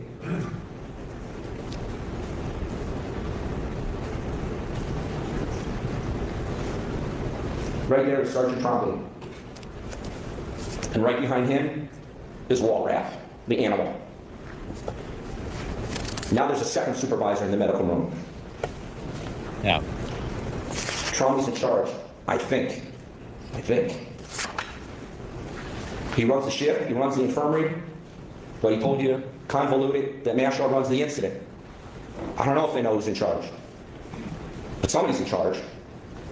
Trombley told you he came down the hallway and he said he heard a scream. But watch the tape right here. He's got a smile on his face, no one in the hallway is moving or appears concerned, and the moment Trombley turns into the room, other than Mr. Brooks having blood on his nose and being on the end of the gurney, nobody appears to be doing anything. Kingsley's leaning on the counter, Anzalone has his hand on the back, and I believe it's Kessler has his hand on the back. Doesn't appear there was screaming coming down the hallway. It's Trombley's job now to meet with Brooks. To Matthew Galliher standing out in the hallway after having been there 2 minutes, this is still a typical in-draft of which he has little interest. He gives a thumbs up to one of the officers who walks out, probably trying to figure out, is everything okay? There's a thumbs up you'll see in a minute.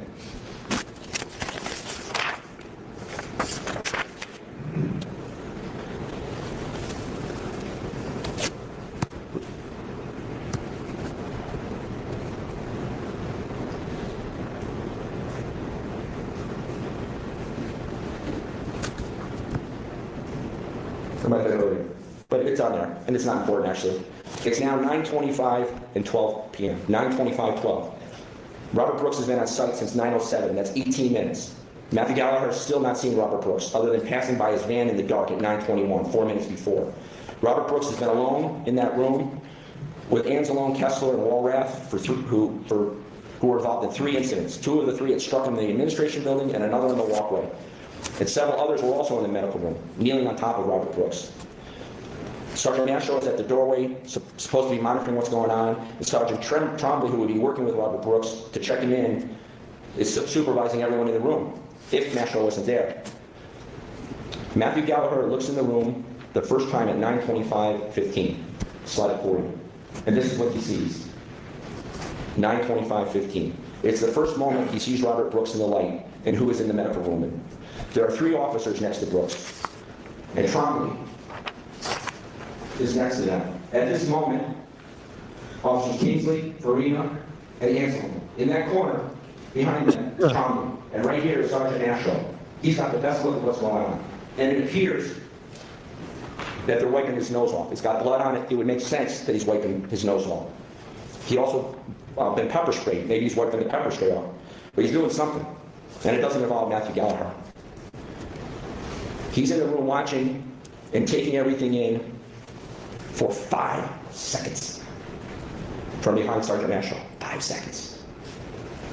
And it appears then that Robert Brooks bites Farina at the end of those 5 seconds. Farina is a long distance away, a good distance away, long is relative, from Matthew Galliher, and in between Matthew Galliher and Farina is Sergeant Nashaw. And Farina reacts to the bite by assaulting Robert Brooks several times in the head and maybe the neck as Anzalone hits his legs. You've seen that image a lot. It lasts 4 seconds, from 9:25:20 until 9:25:24. It's horrific. But it's 4 seconds. And it's over. You saw Nashaw take a half a step in and stop and settle back. He's not doing anything. There's not a thing Matthew Galliher, from his location in the doorway, could do to stop Farina. He wasn't in the room 5 seconds before it happened. And then it took only 4 seconds for it to start and be done. As importantly, his 2 sergeants, the bosses in the room, they don't move. Both are closer to the gurney than Matthew. Sergeant Trombley can touch them. He's that close. And Nashaw is in front of Matthew. Both Kessler and Trombley testified that there was no notice before Farina snapped. Kessler testified he was shocked and didn't know what was going to happen. Trombley testified that he didn't expect that to happen. But then it stops. As quickly as the assault happens, it ends. Trombley told you it was over. He thought the use of force was over. And Matthew Galliher would also believe it's over. He's been in the room 5 seconds when Farina and Anzalone lose it, and once it's over, there's nothing for him to do. There's nothing more to stop. But there are steps Sergeant Trombley and Sergeant Nashaw are required to do at that moment. It's now disciplinary. It's supposed to be disciplinary at that moment. And Sergeant Trombley is supposed to tell those officers right then, Farina and Anzalone, to leave the room. It's policy. Trombley testified. DOCS has a policy that if an officer is involved in a use of force, he has to be removed from the vicinity of the inmate. Matthew Galliher is expecting that Anzalone and Farina are going to be removed from that room. Why? Because it's DOCS policy. It's standard. And Trombley explained why that policy exists. If an officer uses force on an inmate, he should leave the inmate further because he could be hyped up. He could be excited. He could be agitated. And there's an opportunity or possibility that it will happen again. So if Anzalone and Farina are removed from the room as they're supposed to be, who would take over with Robert Brooks? The 2 sergeants are there, but there are also other COs nearby. There are 3 to 4 in the hallway, and Matthew Galliher is just inside the room because none of them had been involved in the use of force. Matthew Galliher would be suitable to step in place of Anzalone and Farina when Trombley or Nashaw sent them out of the room. But Trombley testified, I didn't send them out of the room. He didn't do anything. Instead, Trombley and Nashaw leave them both in the room. And then with Robert Brooks on the edge of the gurney, the officers who should have been told to leave the room by policy, and Officer Kingsley try to move Robert Brooks from his leaning position at the end of the gurney up onto the gurney. He's leaning at the end of the gurney. He has to be placed on the gurney. He's not able to get on the gurney on his own power. He's going to be placed on the gurney for a medical examination and to be searched. And the officers start trying to move Robert Brooks onto the gurney. Once, twice, 3 times. They try to pull him up onto the gurney, and they don't get him up. Is he passively resisting? Is he knocked out? Do they have the wrong angles or leverage? But Matthew Galliher, he wouldn't know the answer to any of those questions. All he can see is they are not getting Robert Brooks onto the gurney. And now Matthew Galliher faces a decision.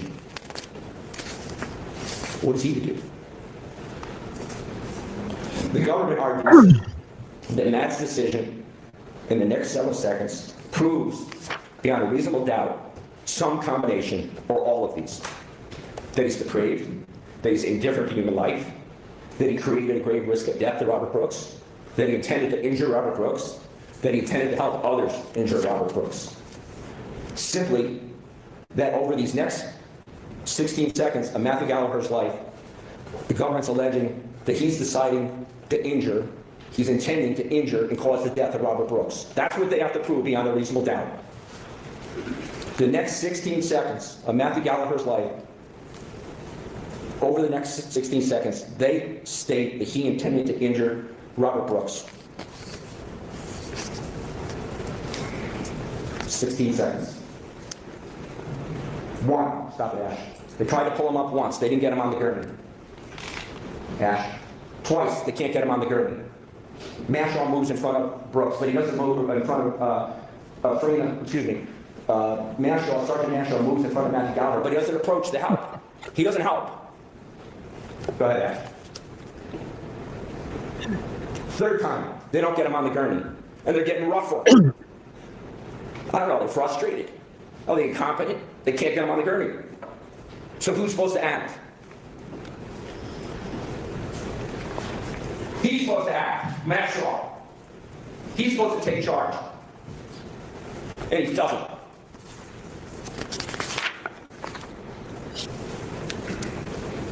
What is Matthew Galliher's state of mind? Because it's going to be judged by you for these 16 seconds. What does he know before he makes his next decision? When they try to pull him up 3 times and fail. When he knows that he's been struck by Farina less than 30 seconds before, Farina and Anselm. What's he supposed to do? What's his decision process? What does he know? This is what he knows. Number 1, he knows he's not angry at Brooks because it's not Brooks' fault that Brooks can't get up on the gurney. He knows who's in the room and in charge. His boss is to his right and in front of him. His other boss is in the corner of the room and can reach to the gurney. He can touch it. And they're all watching. Trombley, Mashaw. And they're doing nothing. What else does he know? He knows that Farina and Anselm 30 seconds before had used excessive force and they weren't sent out of the room. So they're going to be agitated. He knows what the employee requirements are. If an employee observes another employee in an altercation with an incarcerated individual, all available... I like this. Brooke says she can't wait to watch Fitzpatrick. He's probably jumping out of his skin sitting there listening to this shit. Employees must immediately go to the aid of the involved employee. Matthew Galliher, by rule, by policy, has to now step up. He's got to do something. He has to do something. Directive 4944, the duty to intervene I spoke about earlier. What's he supposed to do? Who's he to tell at this moment when the supervisors are watching and are closer to Brooks than he, who have been in the room longer, who have more experience than he does? What's he supposed to do in terms of intervention when he knows that they're there? The government says he has a duty to intervene because there's a doc's written policy and he was trained on it. I went through that training, but I didn't go through 4944, the actual policy. It's the entire document, 16 pages long. This is the priority of the doc's training of Matthew Galliher and CEOs. 16 pages on force. 12 of the pages are how to write a report. 12 pages are how to fill in the blanks on reports. 1 sentence in this policy is on duty to intervene. It provides no details on what Matthew Galliher is to do. Does he yell? Does he ask Mashaw or Trombley to do something? They're the bosses, they should be telling him. Does he run from the room?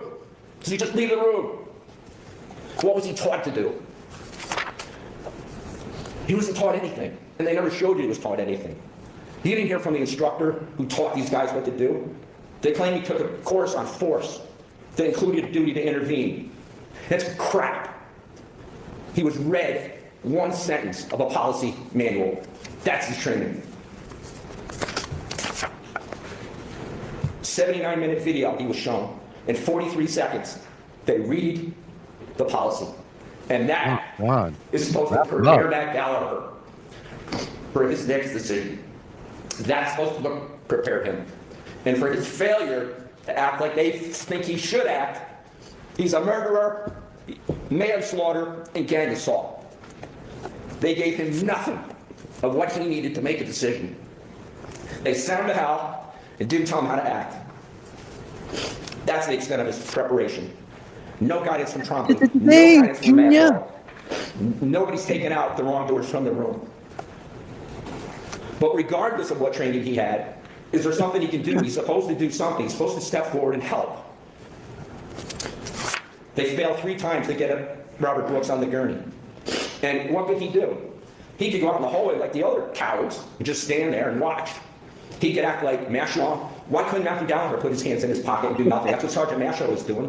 Why couldn't he do what Sergeant Trumbley's doing? Stand in the other corner with his hand on a pen, 2 feet away from what's happening and not doing anything. He could wait longer for an order. But then look at the pathetic look of Sergeant Mashaw. He has no idea what he's going to do. Matthew Galliher is left standing at this moment having no idea what to do. He has seconds to decide. There's no order coming. His supervisors are mute. One is doing nothing. The other is not paying attention. And the officers are having trouble getting Robert Brooks onto the gurney. They try 3 times and they can't get him up. I've talked for 20 minutes on this. 28 seconds have passed since Matthew Galliher was in the room. 28 seconds. And he's got to process all of this and make a decision. What can he do? He could step forward. He could do something to help get Brooks on the gurney. Is that intervention? Maybe. Is it going to the aid of an officer? Maybe. Is it diffusing what appears to be getting more and more heavy-handed as they try to pull him up on the gurney? He could diffuse that. He could help Brooks get on the gurney to alleviate the struggle the other officers are having to help. But as he stands here, his mindset is, somebody help me know the right thing to do. Judge, I object to that. He's speaking for the defendant, and that's not proper. Whoa. He's going in. There's no evidence of that in this record. Whoa. His decision has to come in an instant. Whoa. Let me back up there. What happened here? Let's listen to this a little closer. And if I don't catch it, maybe we got an answer. Maybe we get an answer here. What just the hell happened? Fitzpatrick is... All right, let's listen here. What happened? As they try to pull him up on the gurney, he could diffuse that. He could help Brooks get on the gurney to alleviate the struggle the other officers are having to help. But as he stands here, his mindset is, somebody help me know the right thing to do. Judge, I object to that. He's speaking for the defendant, and that's not proper. He's going in. There's no evidence of that in this record. Yeah. His decision. So basically, what happened was he's speaking for his client, basically making some statement like, "Oh, what am I supposed to be doing here?" And Fitzpatrick's essentially calling him out, saying that's not on the record, that's not in this case, it never was said. So he was kind of falsifying a statement. Yeah. The answer is the attorney's trying to provide testimony on behalf of his client who refused to testify. Exactly. But he made up some bullshit thing. I love that Fitzpatrick caught it really quick, too. All right, here we go. It has to come in an instant. Not 20/20 hindsight, not through analysis, in an instant. How would he ever anticipate that this instant decision that he would have to make would be judged in the horror of this courtroom a year later? Almost. So he steps past his leaderless sergeant and takes one hand, his left hand, and only his left hand. He does not touch Robert Brooks' body. He does not hit Robert Brooks. He doesn't touch his skin. He grabs his shirt, and he pushes him up onto the gurney. He takes the shirt with his left hand, And if he succeeds at getting him onto the gurney, everything should stop at that moment. Brooks would be on the gurney. And as he does it, without notice, Farina, who is behind him at that point, as he's pushing, Farina's over in the corner with Trombley. Farina comes around. According to Trombley, without notice. Oh, boy. And as Matthew Galliher is pushing him up on the gurney, Farina comes behind and begins kicking Robert Brooks in the groin area. Horrific. Matthew Galliher at that moment has his back to Farina, and he's looking in Mr. Brooks' face. He's trying to evaluate what's going on. He is not moving Robert Brooks so Farina can assault him.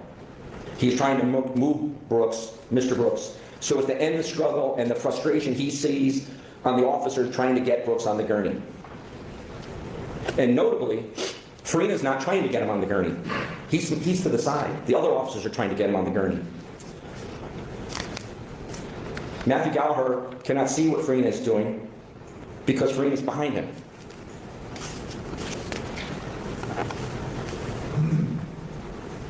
This is Farina kicking. This is Matthew Galliher looking down at Robert Brooks' face.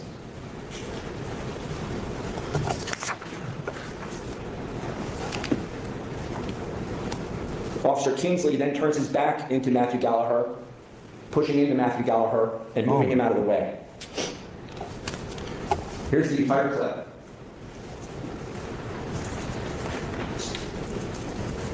This is 47 Nash.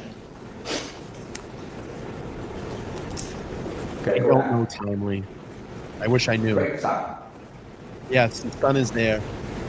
As he does that, Officer Trombley, who's right here, testified, I told Matthew Galliher to go get the shackles. So Matthew Galliher's leaving the room because he was told to get the shackles. Now this is the first order anyone's issued, and it's by Trombley. And he leaves to get the shackles. Matthew Galliher is gone to get the shackles for 37 seconds.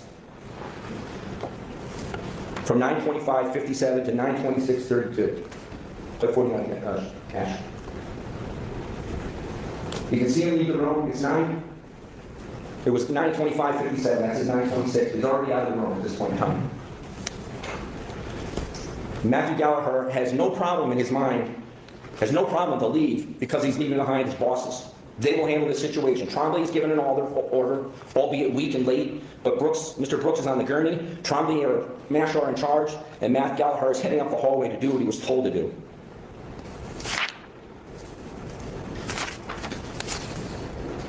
Keep playing up 49. Oh, God.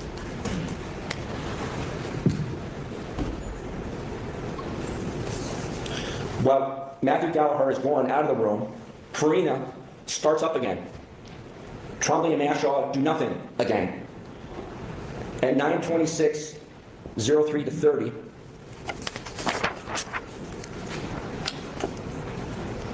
you'll see Farina and Walrath again assaulting Brooks.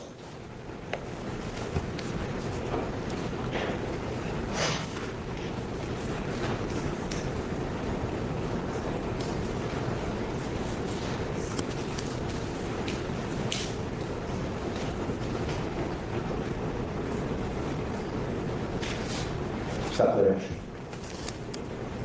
It's horrible, right? Matthew Galliher's not in the room. He doesn't know that. He doesn't know that just happened. He's walking down the hallway to get the shackles. Slide 51.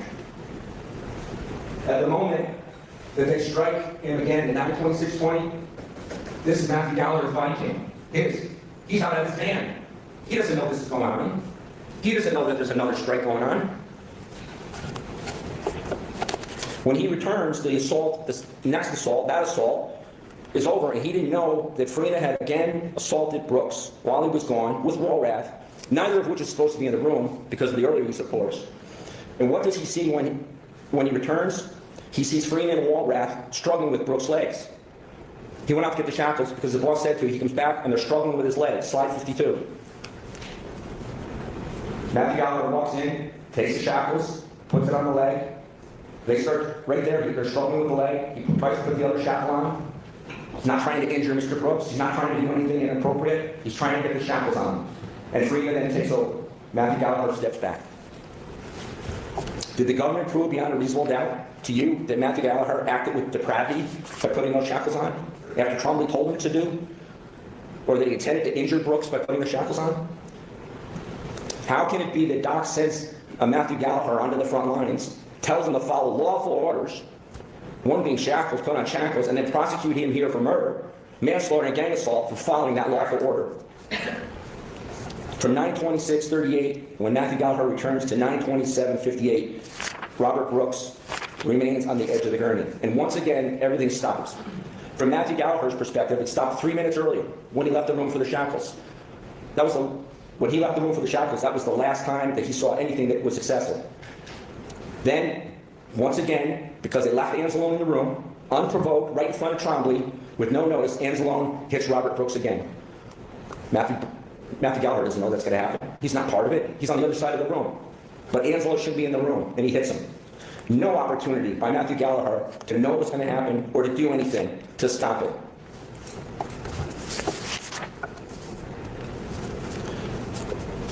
The government also alleges that Matthew Galliher didn't get medical treatment soon enough for Robert Brooks.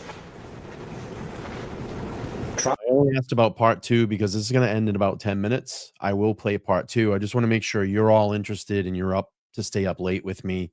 I want to finish this tonight. I want to hear all of the closing arguments, and then hopefully tomorrow we get a verdict and Robert Brooks can get some justice. So let's do this. We're going to play it out tonight. So I'm going to hang out with you all.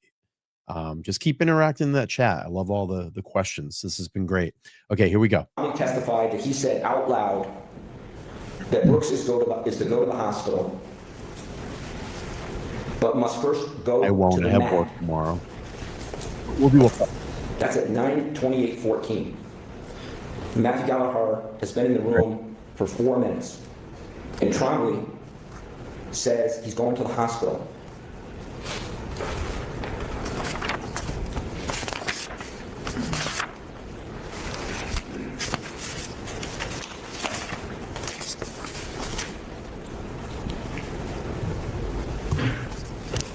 This is what Trombley said.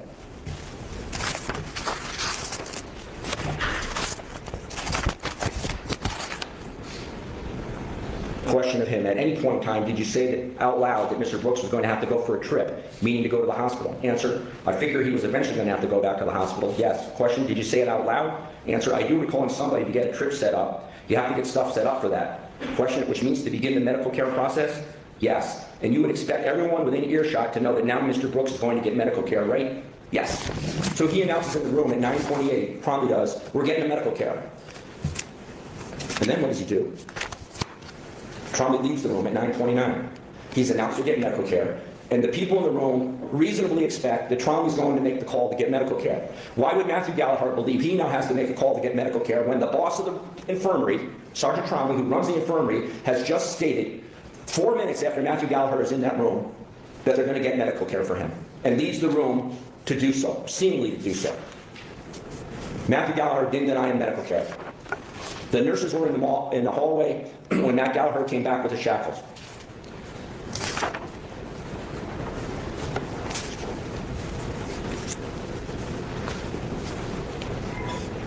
Page 124, Ash. Now both and Kessler also said that he went over to the window to unhook the shackles to get Mr. Brooks ready to be transported for medical care. At 9:31, both nurses are in the doorway to the room. And the medical care is, they haven't seen this, it's somewhat not done by the nurses. I mean, you're going to see 2 nurses in the room who now take over the medical care, and they don't do anything. Slide 55, actually. That's the nurse. Go back to there. That was the nurse. Right there. Right there's the nurse to provide medical care.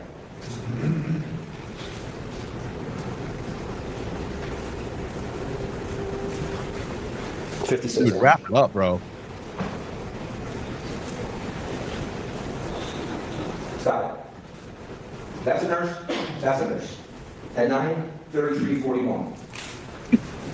Go ahead.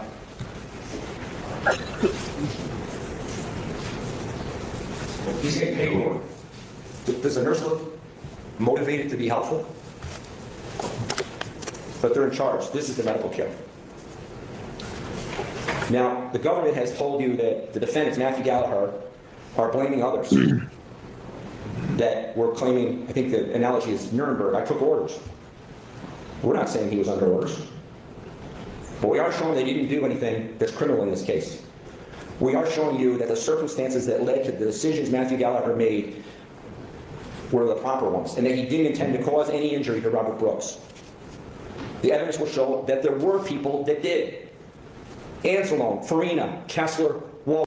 Did he just try to insert Nuremberg into this? You've got to be kidding me. This. Now the government has told. I got to listen to that again. This guy's disgusting. Motivated to be helpful, but they're in charge. This is the medical care. Now, the government has told you that the defendants, Matthew Galliher, are blaming others. That we're claiming, I think the analogy is Nuremberg, I took orders. Oh, we're not saying he was under orders. That's disgusting. But we are showing they didn't do anything that's criminal in this case. We are showing you that the circumstances that led to the decisions Matthew Galliher made were the proper ones, and that he didn't intend to cause any injury to Robert Brooks. The evidence will show that there were people that did. Anzalone, Farina, Kessler, Walrath. What they did to Robert Brooks is a horror. You will so justly want to sit here, want to not have sat here for 2 weeks, watch this play over and over again, and not find someone guilty, right? You got to be leaning in. I got to find somebody guilty. Look what they did. You got to feel that. You care. You're repulsed. But they are not Matthew Galliher. He is not Anzalone. He is not Frida. He's not Kessler. And he's not Walrath. He's Matthew Galliher. They call him, they dump Matthew Galliher with the animals. And he's not. He is not guilty of the murder, manslaughter, and gang assault of Robert Brooks.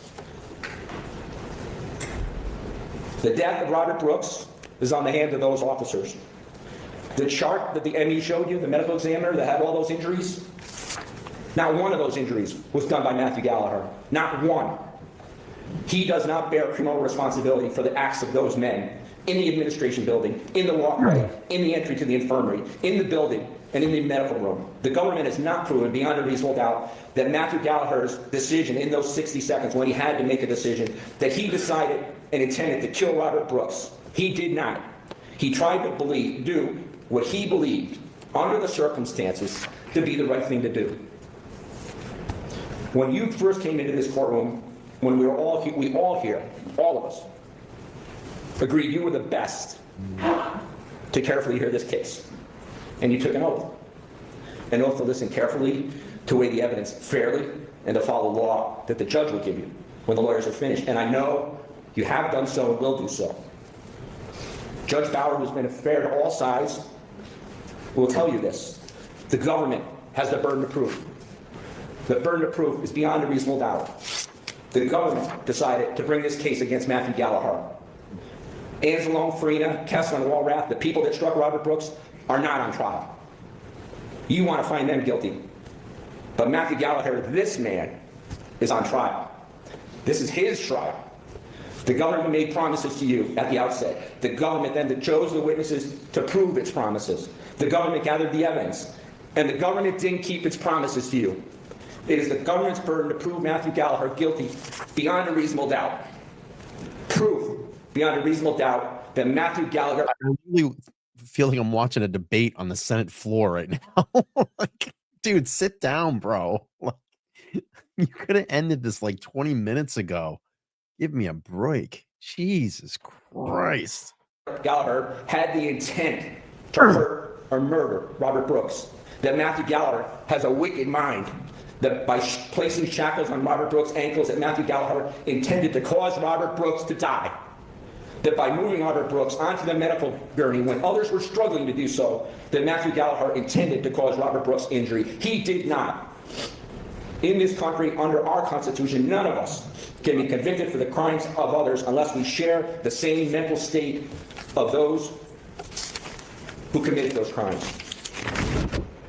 unless the government proves beyond a reasonable doubt that the person they are accusing, Matthew Galliher, has the same intent, the same objective as Farina, Walrath, Kessler, the whole crew, the charges must be dismissed. There is no other choice.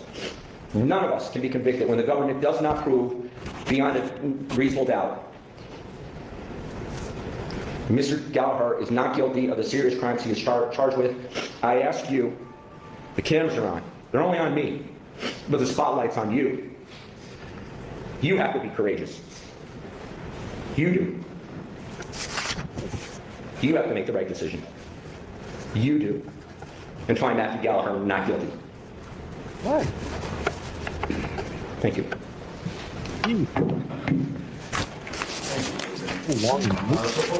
Given the hour now, I think it's best that video runs break. Remind your admonitions, and time to walk out, please, for a couple of closing statements. You're only halfway through, so resist that temptation. Open as much, but do not discuss the case with anyone, even among your fellow jurors. The other video, just going to get instructions from the judge. Listen, I appreciate everybody being here tonight. This is a very important stream and a very important case. Oh, my light's in the way here. A very important case, and I'm glad that you've all been interested in this case. I know that different things on my channel will bring in different groups of people to watch, but this is very important, and I'm glad that you're all here supporting the stream and discussing it. We have great chat going on, and we'll get to part 2 right now. I don't want to wait too much longer.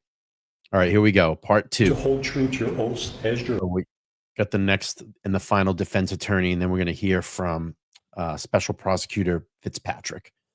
Let me try to zip this up a little bit for everybody. And ask you to approach your deliberations with the same care, fairness, and attention you have shown throughout this entire trial.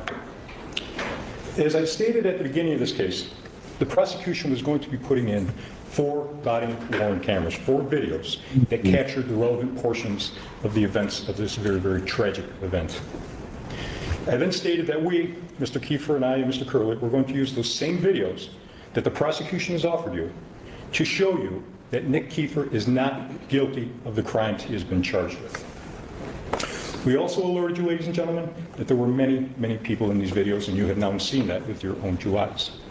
We ask you to pay very close attention to those videos, and I ask you to look for Nick Kieffer. See with your own eyes what Nick Kieffer's actions were, if any, and see if Nick is even present when the assaults on Mr. Brooks is taking place in that treatment room. Now, you have all seen the videos multiple times, and I personally have observed each and every one of you looking very, very closely at those videos and paying very close attention to them. And again, we thank you for that. We are now asking you to carefully deliberate on this matter. And remember, if you deem it necessary to view those videos again, simply send out a note to the judge. The judge will rule on that note, and I believe he will allow you to view those videos as often as you deem necessary to render your just verdict. Now, the New York Department of Corrections and Community Service, DOCS for short, is its own world. It has its own rules, it has its own regulations. It even has its own procedures for determining whether those rules and regulations were violated.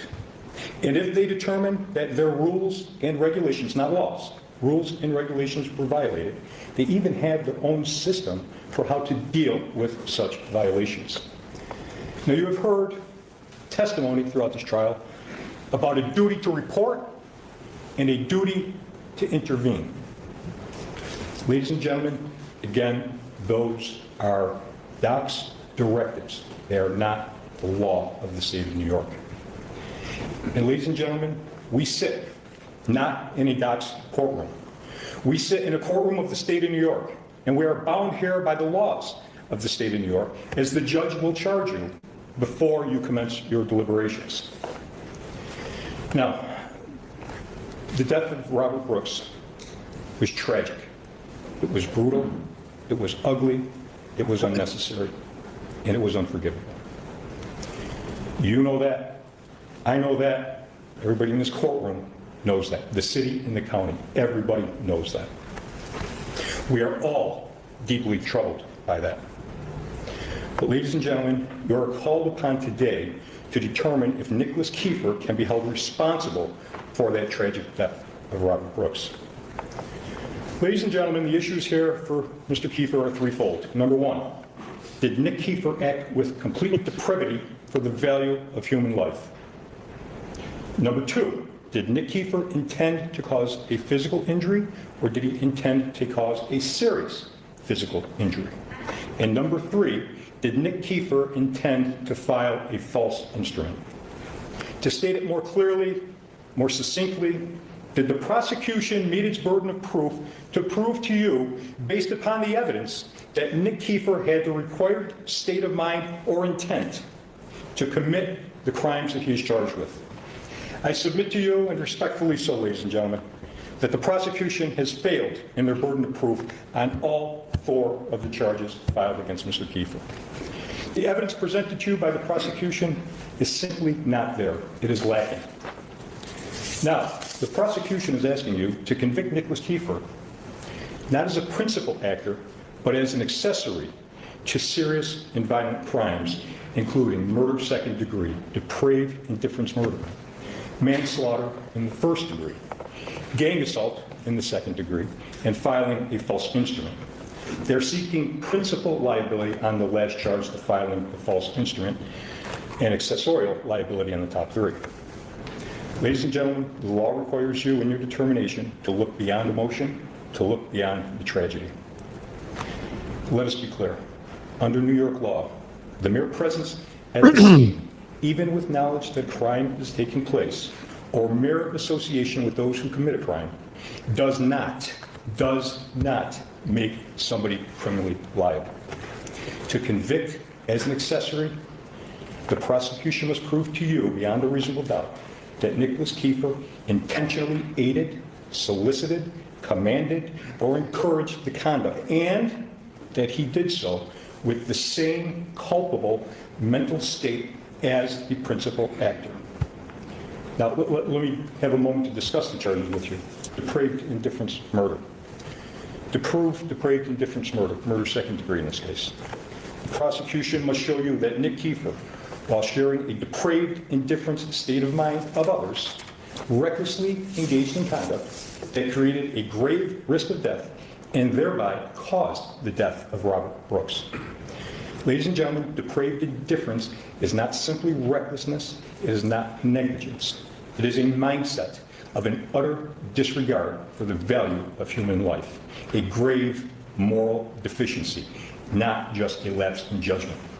The law demands proof beyond a reasonable doubt that Nick Kieffer shared that mindset with the others, that his conduct was so wanton and so egregious that it equates to a conscious disregard for the value of human life.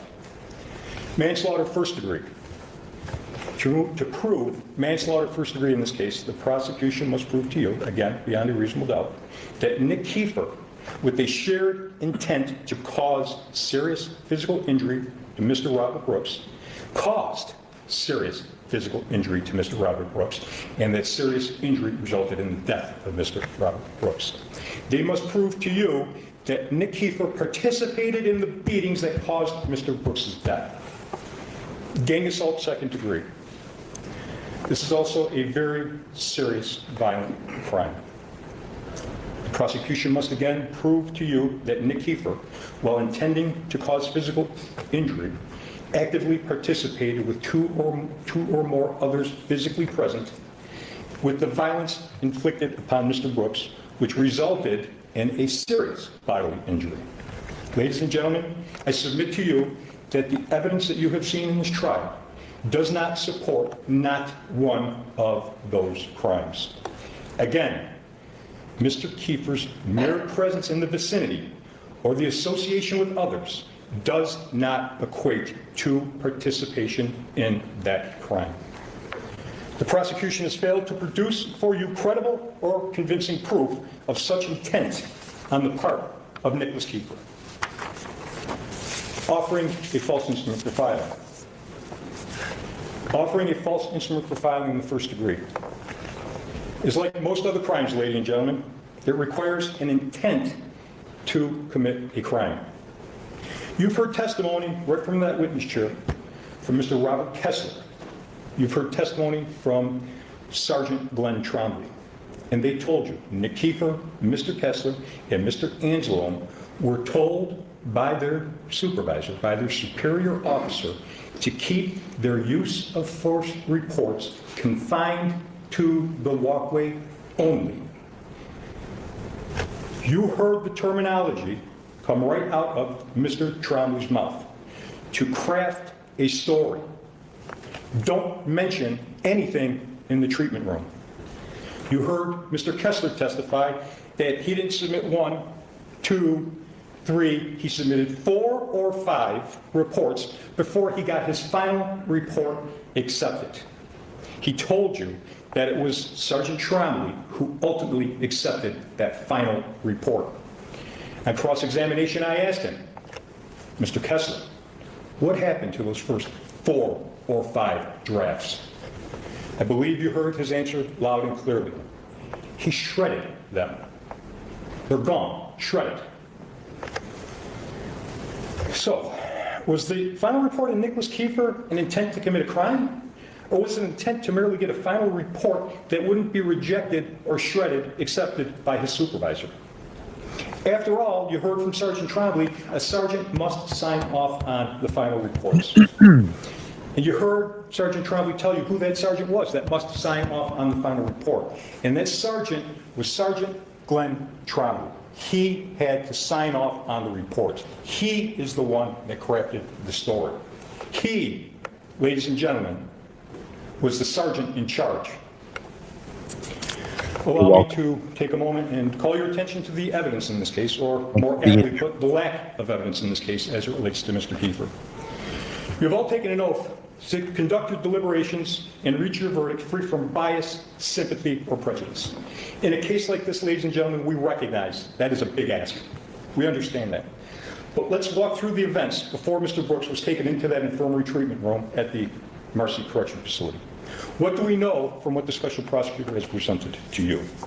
The prosecution has taken pains to bring to your attention that Mr. Brooks was not a large gentleman. He was not a large guy. And he only had one infraction in his Doc's green file, his disciplinary history file while incarcerated. Only one disciplinary record. Ladies and gentlemen, that does not mean that Mr. Brooks was any less dangerous. After all, do not lose sight of the fact that Mr. Brooks was in prison for stabbing his girlfriend repeatedly while in a drug-induced stupor. He's housed at the Mohawk Correctional Facility. While in the Mohawk Correctional Facility, Mr. Brooks was severely beaten by other prisoners. With a padlock in somebody's hand on December 7th, 2024, he got beat. This beating resulted in facial injuries, swelling around his eye, bruising leading down to his jaw on the right side of his face. This beating caused the Mohawk Correctional Facility registered nurse to request he be seen at an outside hospital. You have the photos of his condition that the defense had put in as exhibits E, F, G, H, and I for your review. Recall the process to get a prisoner to an outside facility. Recall that Assistant Chief Marticello, the very first witness that they called to the stand, when questioned on cross-examination, I asked him, Mr. Marticello, if an inmate is injured in the use of force, but he end up in his cell, does he go to a hospital? He told us the process. If they're injured in the use of force, they go to the facility PCU, primary care unit of the facility. They try to treat them there. If they need a higher level of care, they got a big TV screen called telemed. They'll go to telemed. If after telemed they need a higher level of care, meaning the injury must be worse, they then will make arrangements. They have him shipped out to an outside hospital. They go to an outside hospital. That is precisely what happened with Mr. Brooks. His injury was so severe, he went to an outside hospital. He went to the Wynn Hospital here in Utica, New York. He was treated by Dr. Marin. You heard the examinations that Dr. Marin had made of Mr. Brooks, the certain tests that were run on him at the hospital. What you didn't hear Dr. Marin say is that they found any trace or evidence of K2 in Mr. Brooks' system on December 7th, 2024. Mr. Brooks was discharged from the Wynn Hospital that same day. He had specific instructions from his discharge. The specific instructions said, If the symptoms reoccur or if you get any new symptoms, immediately go back to the emergency room. Mr. Brooks did not go to an emergency room. He did not go to the PCU unit of Mohawk. And yes, the symptoms did return. He actually had new symptoms occur. Mr. Brooks was then moved from his dorm on December 7th to a new dorm within the Mohawk Correctional Facility. If I noted it properly, I think it was dorm 4B, Bravo, I believe is what it was. And this was in an effort to remove him from the gang members that violently beat him so severely on his face and head. This is told to you by Sergeant Sayal. He was the sergeant at the Mohawk Correctional Facility. Mr. Brooks moves to his new dorm in the Mohawk Correctional Facility. Mr. Brooks has trouble in his new dorm at the Mohawk Correctional Facility. This is the very next day, ladies and gentlemen, December 8th, 2024. Mr. Brooks became sick. He vomited in his cubicle. He did not clean it up. Let's remember one thing, ladies and gentlemen. We're not talking about college dormitories here. We're talking about state prisons. Nobody cleans up for you in state prison. You're in a large room with 40 or 50 other inmates, prisoners, incarcerated individuals.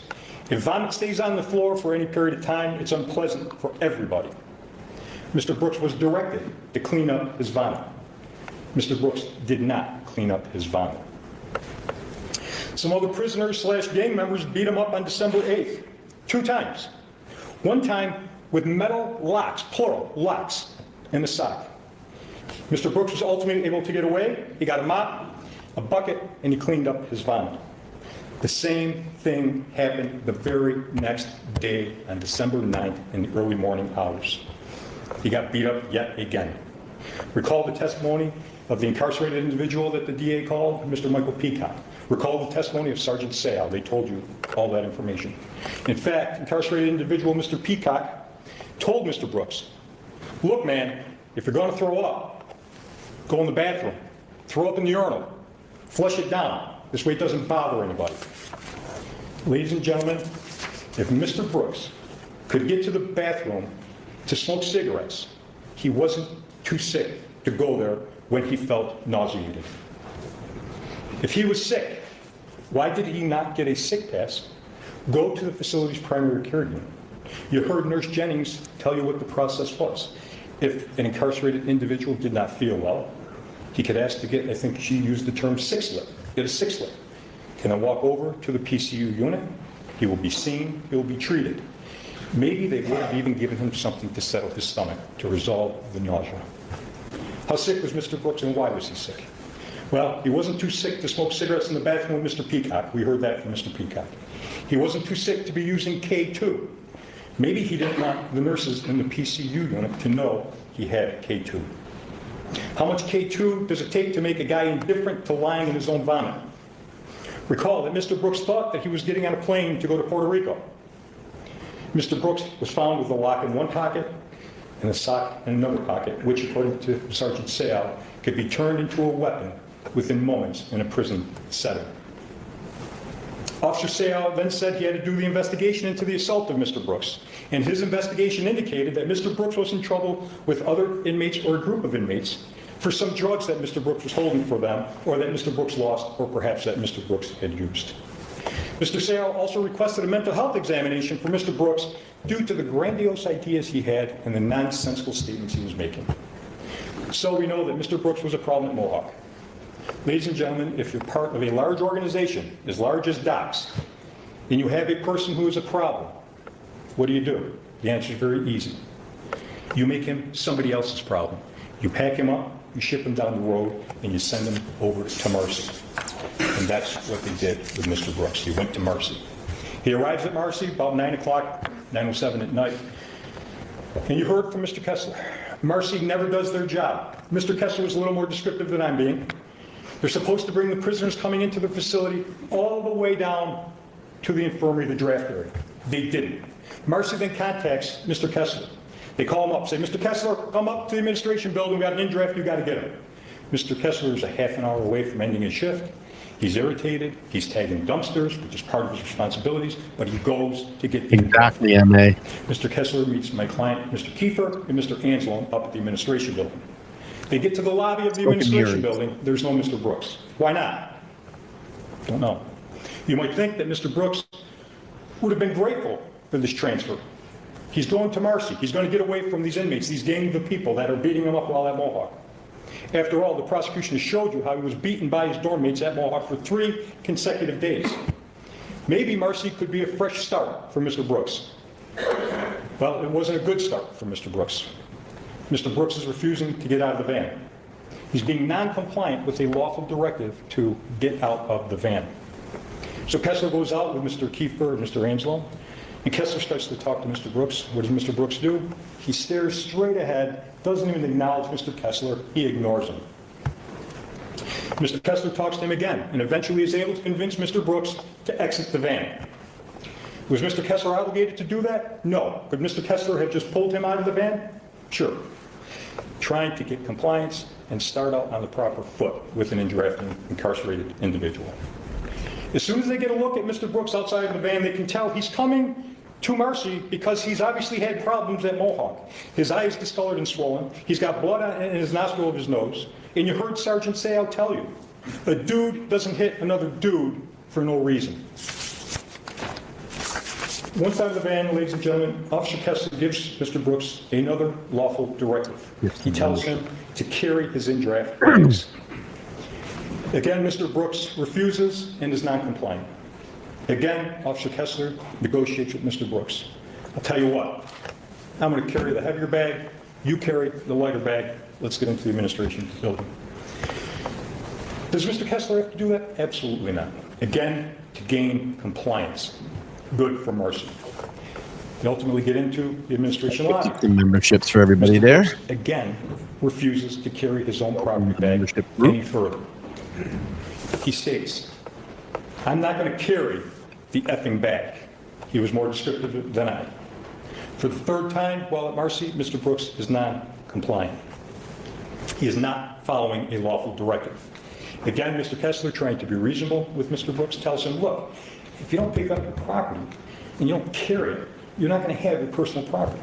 Mr. Brooks, again, refuses. He says, F it, I don't want it.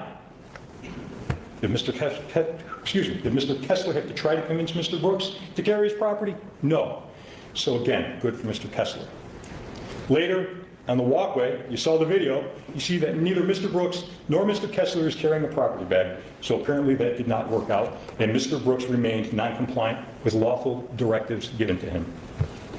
They go into the Sally Port within the administration building, they ID Mr. Brooks per policy, they exit the Sally Port, they now enter into the area we've been calling the breezeway. Mr. Kessler tells the Mohawk correctional officer, the transport officer, remove the leg restraints, remove the handcuffs, remove the waist belt. You're welcome. The Mohawk corrections officer removes all 3. Mr. Brooks is now unrestrained per Mr. Kessler. Mr. Kessler then gives Mr. Brooks another very simple, safety-based directive. Put your hands deep into your pockets. Very simple. Again, Mr. Brooks does not comply.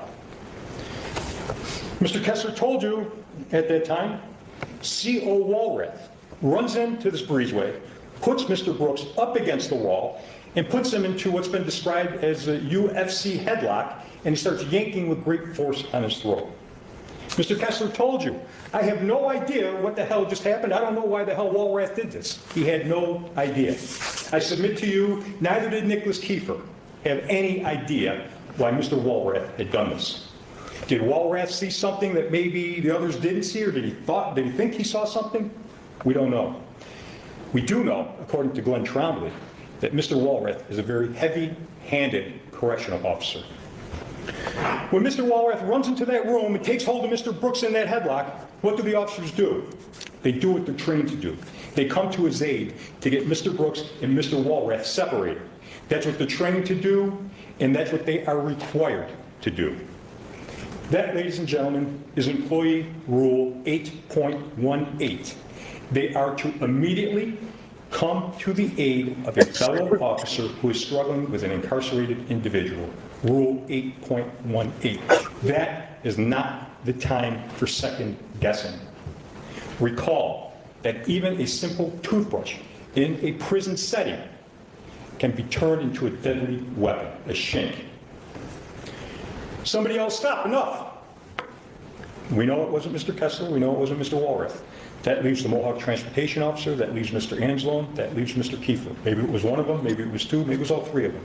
But somebody said stop, and it stops. Kessler said that he and the other officers, including Mr. Kieffer, got Mr. Walrath off of Mr. Brooks. Kessler also told you that he himself had struck Mr. Brooks multiple times, a coronial strike, but he could not tell you what any other CO had done in that breezeway in that moment. Remember what Glenn Trombley told you. He told you that Mr. Kessler is a hothead. At any rate, Mr. Kessler told you when I questioned on cross-examination that this entire breezeway event lasted maybe 7 seconds, no more than 7 seconds. Mr. Kessler then testified that Mr. Kieffer told the Mohawk Transportation Officer he didn't see anything. Do you think that's true? Why was the Mohawk Transport Officer not called to testify as to what Mr. Kieffer allegedly said to him? The prosecution could have called him. They didn't. Maybe it's not that important to the prosecution. If what Mr. Kieffer actually said or didn't say is not important to the prosecution, I submit to you, ladies and gentlemen, it may not be that important for your deliberations. They then leave the breezeway. Mr. Brooks is not keeping pace. He's being escorted by Mr. Angelone and Mr. Kessler, arm in arm, they're walking towards the infirmary. Again, Mr. Brooks becomes non-compliant with a very simple lawful directive. Walk faster. They enter the man-trap area on the outside of the administration building. This is the big double doors, the cell port outside. They get to the exit, Mr. Brooks sits down. They get Mr. Brooks back up to his feet, and they tell him, keep walking. Again, he does not keep pace. As Mr. Kessler told you, he was lagging behind. Recall, Mr. Trombley told you, as he was driving up, he saw the incarcerated individual turning his head back and forth and moving his arms while he's walking. Those were against the directives that Kessler had given Mr. Brooks. According to Mr. Kessler, Mr. Kieffer then says to Mr. Kessler and Mr. Angelone, put Mr. Brooks on the ground, he's going to pepper spray him. Why?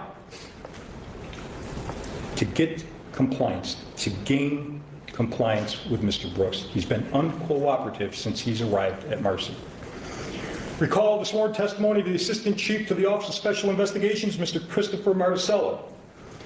He told you that when he was a corrections officer at the Green Haven Correctional Facility, at the beginning of his career, he had to use force several times.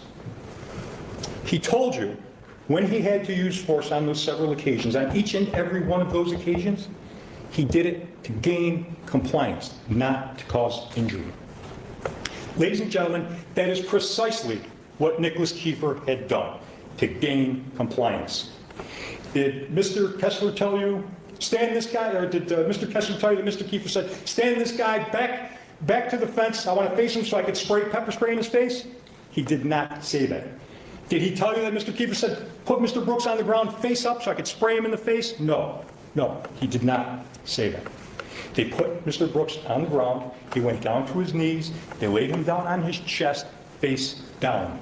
Face down. Mr. Kieffer sprays the minimum amount of pepper spray. That apparently hit Mr. Brooks in the back of the head or the neck area. Sometimes, ladies and gentlemen, that's all that it takes for a prisoner is to be reminded that corrections officers carry OC spray, and they will use it if necessary. It certainly was the minimum amount of pepper spray. Most importantly, because the spray hit Mr. Brooks on the back of his head or sweatshirt or the back of his neck, it had no effect on him. Recall what Mr. Kessler said about that on direct examination. He said he really couldn't tell if the pepper spray got into Mr. Brooks's eyes. I think we could all be confident that if the spray got into Mr. Brooks's eyes, everyone would know it. It would be obvious. Kessler was asked on cross-examination, Mr. Kessler, did the minimum amount of OC pepper spray that was dispensed have the desired effect on Mr. Brooks? His answer, no, not really. You heard Glenn Trombley yesterday. He kind of vacillates on the issue. He said on his direct testimony that it was sprayed and they were coughing a little bit. Then on cross-examination, he agreed he did not see any effects of the pepper spray on Mr. Brooks. There was no orange residue, there was no tears, there was no mucus from his nose. He stated that he thought the pepper spray hit Mr. Brooks in the back of his head or the neck. He also told you, ladies and gentlemen, that pepper spray usually does not cause an injury, and that Docs prefers pepper spray over physical force. He said it was the first line of defense. Glenn Trombley also told you on cross-examination yesterday that he has never seen Nick Kieffer get mad. Never seen Nick Kieffer get mad. And he said, and I quote, "For Nick Kieffer to use pepper spray, something must have happened. For Nick Kieffer to use pepper spray, something must have happened." You have all seen the videos. You have all seen Mr. Brooks on the videos. Did you see them have to decontaminate Mr. Brooks? No. No, you did not.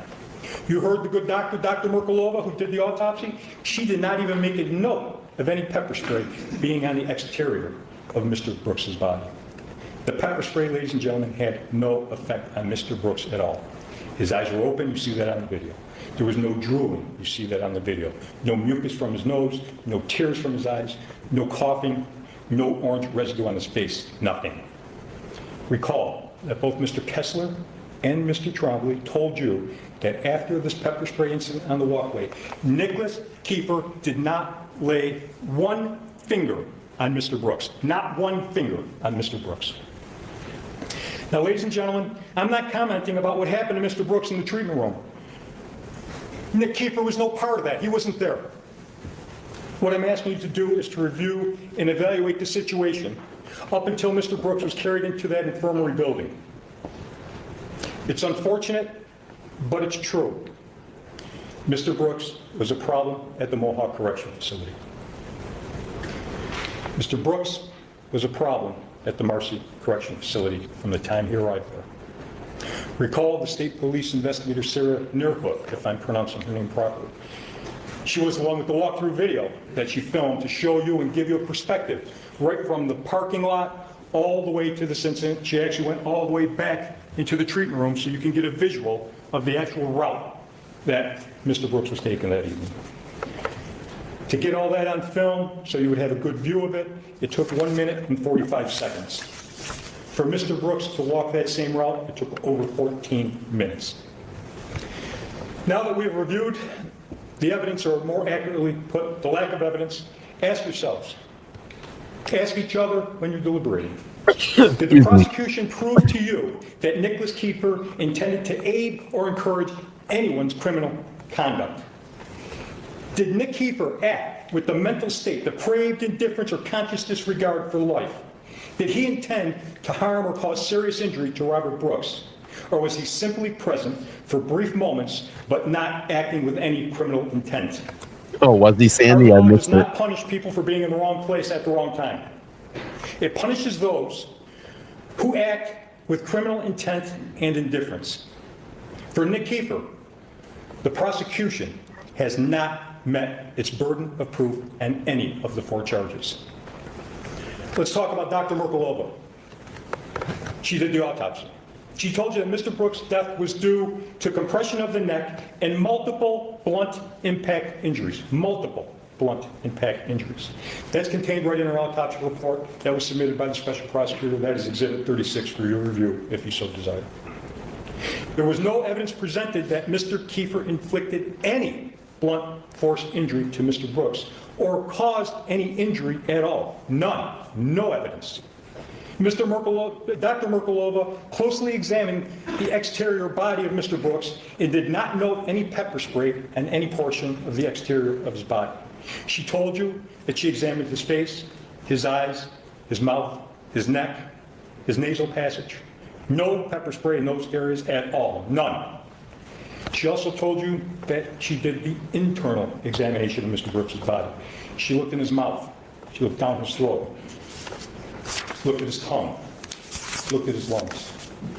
No mention of pepper spray in any of those areas, and certainly no injury as a result of the minimum application of pepper spray.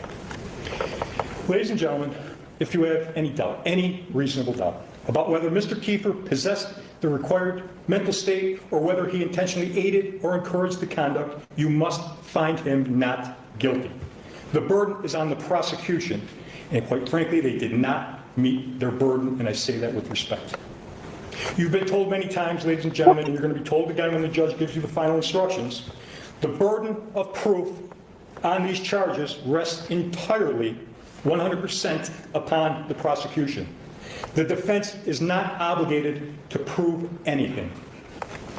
But did the prosecution take you through the video evidence and say, here's where Nick Kieffer committed murder second, depraved indifference, here's where Nick Kieffer committed manslaughter one, here's where he committed gang assault? No, they did not. There were Bro, the proof is in the pudding, man. Your boys were all caught on camera beating and strangling and murdering this guy. You're not going to be able to explain this away, all right? Just sit down and take the L. 4 body-worn cameras in evidence. You have them all. The A-Long video, the Trombley video, the Galliher video, and the Fisher video. I was the one who initially took you through those videos, minute by minute, that the prosecution had put into evidence. I did not try to hide anything from you. I wanted you to see it all with your own eyes. I showed you every time Nick Kieffer walked in and out of that treatment room.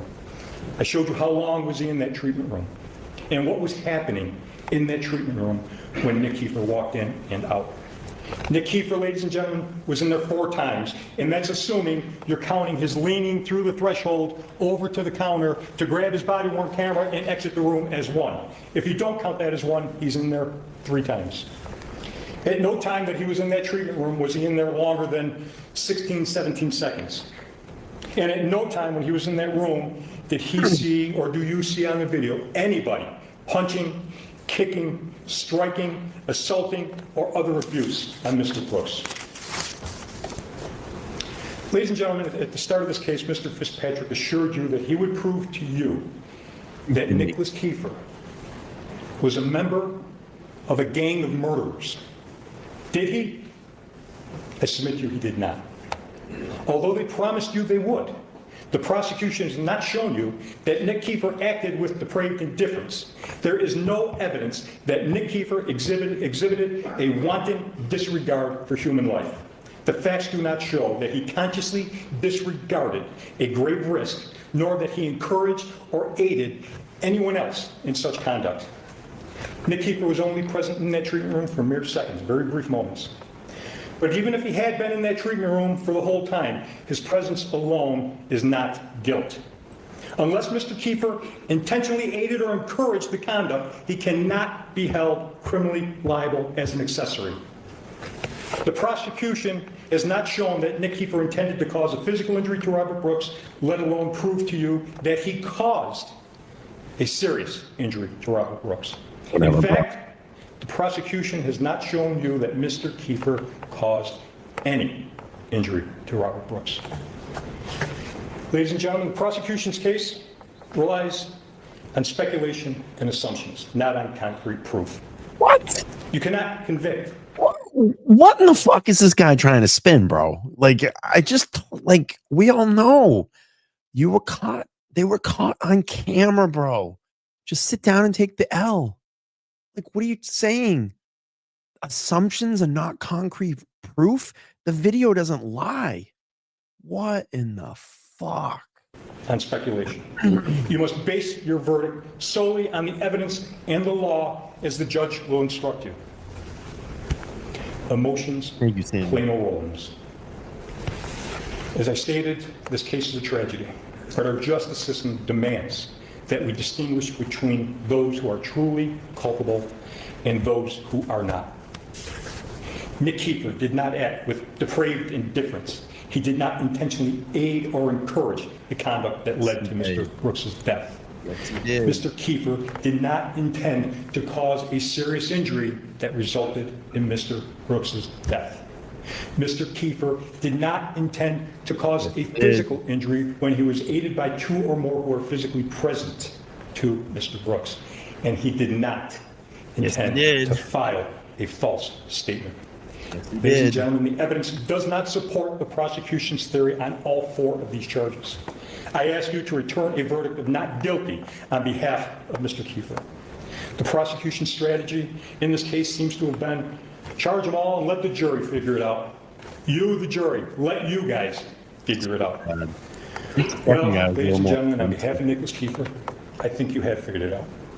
Nick Kieffer is not guilty of the crimes charged against him. Please tell that to this court. Please tell that to this community. Return a verdict of not guilty on behalf of Nicholas Kieffer. We once again thank you for your time and attention to this matter. Thank you very much. See if Fitzpatrick. Thank you, Your Honor. Mr. Fitzpatrick.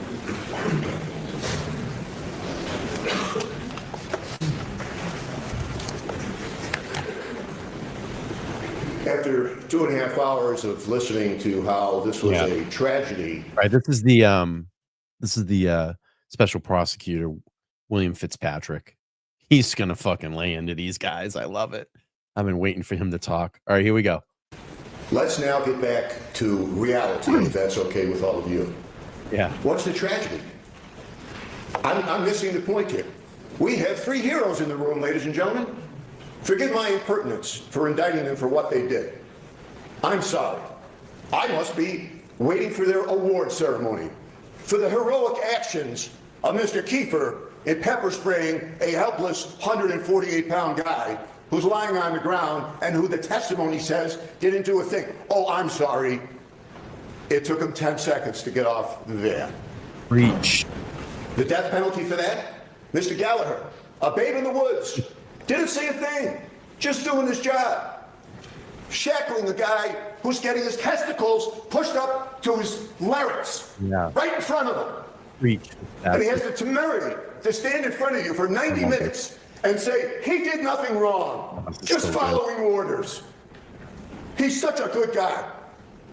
Leg iron award for him, pepper spray award for him, and God only knows what for Mr. Kingsley, who also did nothing wrong, ripping a guy's throat off.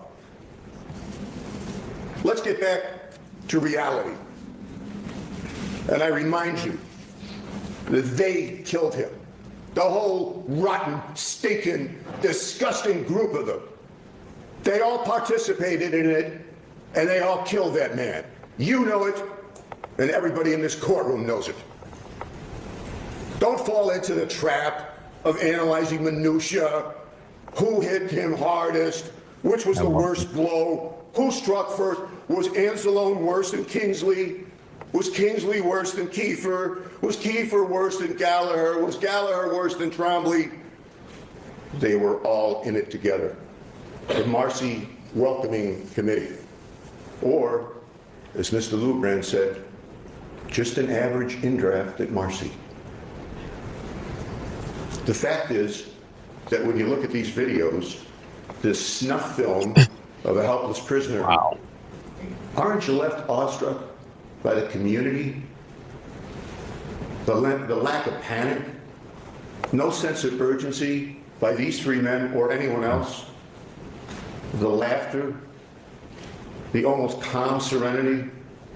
I'm standing next to a guy dying. I'll check my watch to see if my shift is almost over. The haste to fill out a form. The guy's body hasn't even been taken out of the infirmary. And Kieffer's sitting there getting ready to doctor his form. And you can listen till the cows come home, and Judge Bauer isn't going to tell you that there's a defense to filing a false report that says I was ordered to do it. That's your name on the form, Mr. Kieffer. Not Mr. Trombley's, not Mr. Galliher's, not Mr. Mayshaw's. It's your name on that report. And you know what the sickening irony of all this is? As I sit here and listen to this 2.5 hours of Fantasy Island, I'm a great believer in providence. I do not think that we have been created by a cosmic accident. I believe in fate. And I believe that fate recorded those videos. Yep. Can you imagine what this trial would have been like? I'd still be sitting there. These guys would still be charged. But can you imagine what it would be like without those videos? We already know. Mr. Kieffer told us. All force ceased before entrance into the infirmary. That's his report. He's required to file it. And he sits here and he tells you he's not guilty of that. There would have been a whole trial of, oh yeah, he resisted, he was a maniac, he was high on K2, he was a lunatic, he had a sock and a lock, and oh my God, he slipped outside, and thank God we were able to save ourselves. We know beyond any reasonable doubt that Mr. Kieffer was involved in this up to his neck. And speaking of necks, we know that Mr. Kingsley was involved. Just look at that photo. And a few moments ago, his lawyer told you he did nothing wrong. Did nothing wrong. Mr. Galliher, it's 9:30. Robert Brooks is dead. If he was in the Mayo Clinic, he'd still be dead. This guy's laughing. That doesn't show indifference, depravity. These were not corrections officers. They were a gang. They were a gang of murderers. I'm not going to spend a lot of time on what you heard during the summations. But I will ask you to remind yourselves about evidence. Okay? Evidence. I'm not going to tell you what so-and-so was thinking, what my client was thinking, or what he really meant to do, or what he wanted to do, because if I stand here till doomsday and ask Tracy to read that back, she ain't going to be able to, because there isn't any evidence of that. Wow. I didn't know till today that training was the cause. His lack of training, it was only 43 seconds. How much training do you need to join the human race? Yep. If I see a civilian, and I've seen it 1,000 times in my 40-year career as a prosecutor, if I see a civilian run into a burning building and come out and saving somebody, I don't sit down with them and say, where did you get your training for that? Because I know where they got their training for that. They got it by being a human being. Yep. Training for 43 seconds, I don't care if it's 4 seconds, I don't care if it's 43 days. The guy's been on the job for 18 years. He doesn't know that he's supposed to intervene. Isn't it funny how all of the rules that help these guys, they're experts on? But the one rule that points out that they're murderers, we barely knew about that. Don't fall for that. Did someone actually stand in front of you a few moments ago and say that Officer Farina was wiping off Robert Brooks's nose? Did I hear that? I was sitting there. I don't know if you heard that. Common sense, reality. Let's get back there, okay? Wiping his nose. And how many times did you hear, what was he supposed to do, Mr. Galliher? There wasn't a thing he could do. There wasn't a thing he could do, good Lord. In a few moments, you're going to hear Judge Bauer discuss and define accomplice liability. An example we've used up to this point is the getaway driver versus the Uber driver. You'll hear words like intentionally aids. You won't hear Judge Bauer say, he's really got to aid him a lot. He's got to substantially aid him. It's got to be like really huge how much he aids him. He's going to tell you that if someone intentionally aids someone in what is obviously happening in front of them, then they too are responsible for that conduct. Based on what we've listened to for 2 hours, I want to play for you 10 minutes of reality. 13 men, including these 3 defendants, murdering Robert Brooks. And I remind you that much of what happened to Robert happened before the cameras ever came on. That is obvious to any sentient human being. When Mr. Galliher's lawyer tells you that he had no idea what had happened out in the breezeway or the walkway, take a look at Robert when he's brought in a couple of moments after he was walked right by Mr. Galliher. A typical in-draft at Marcy.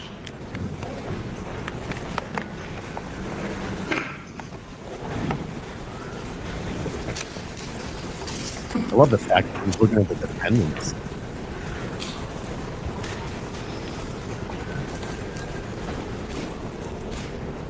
Mr. Kieffer coming in with his pepper spray can, already having participated in the beating, according to the testimony of Officer Kessler. You see how concerned everyone is, how worried they are about Robert.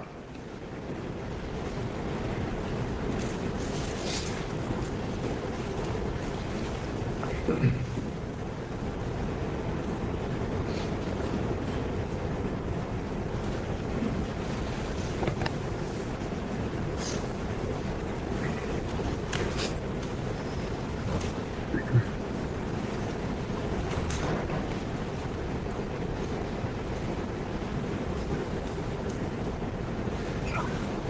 had no idea there was anything wrong with Mr. Brooks. Just a typical in-draft at Marcy.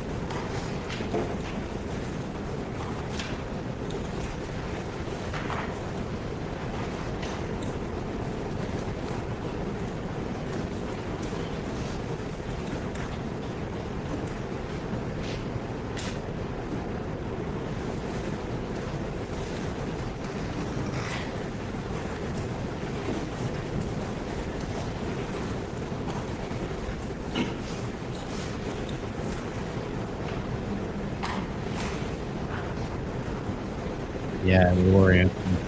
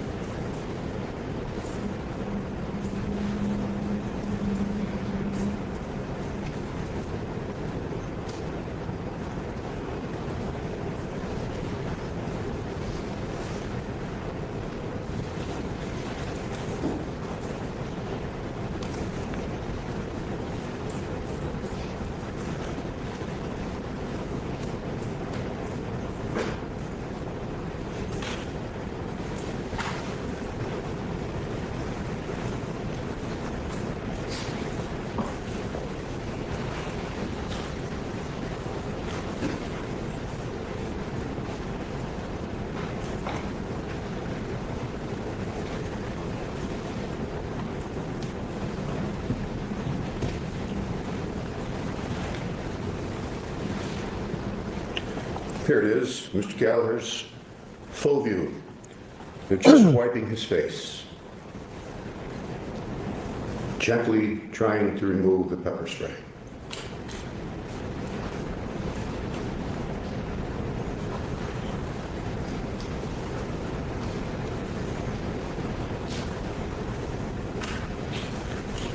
No, there's no way for me to zoom in, but I do have, I'll find the link. I have me and Todd McGee going through this video if you do want to watch it. But we're going to finish up here. A couple more minutes. What could he possibly have done? Maybe rejoined the human race and told these animals to stop? No.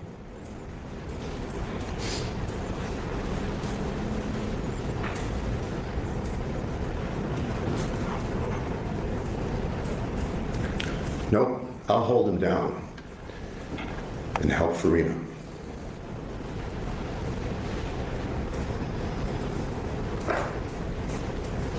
If that doesn't look like aid, I don't know what does.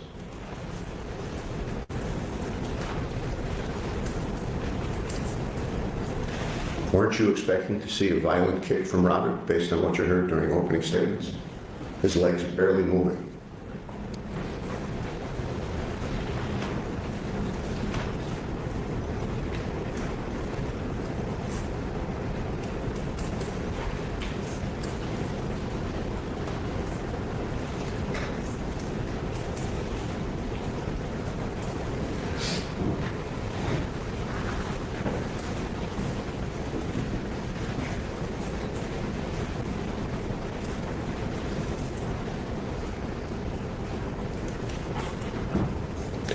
Now, let's take away the last possible line of defense that he has, his legs.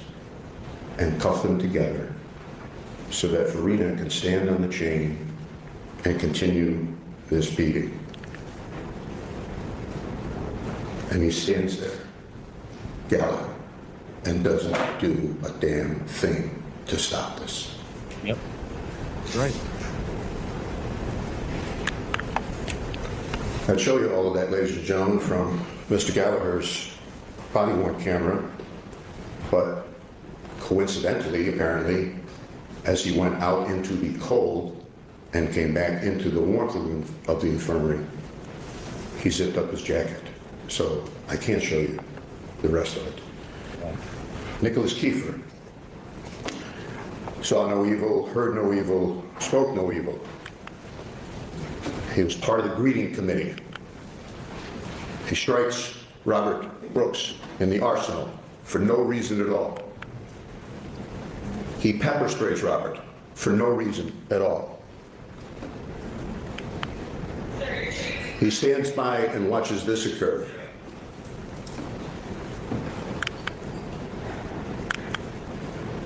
He follows the gang into the ER while Robert has clearly been beaten senseless.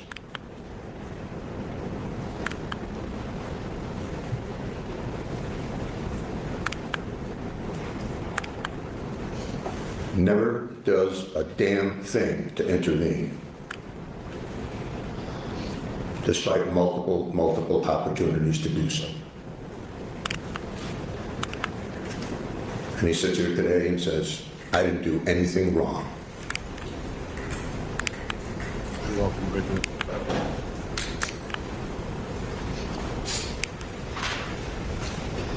He even tried to go back in until he was finally ordered out.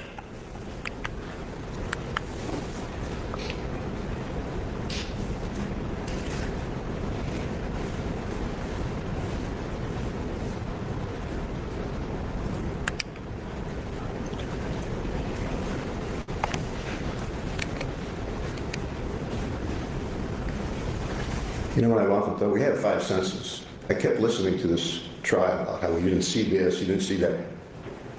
Are these people deaf? Do you think there was noises coming from that room that might have been indicative of the horror that was going on? And then he wrote a use of force report that he tells you isn't a crime. All force ceased.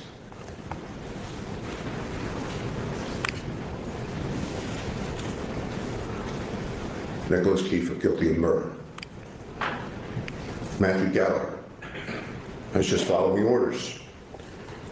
I didn't know nothing. I didn't know what I could do.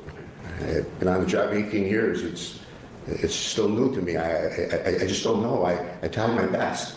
I thought I'd get the leg irons to what? He's part of the greeting committee too. He watched what happened in the ER.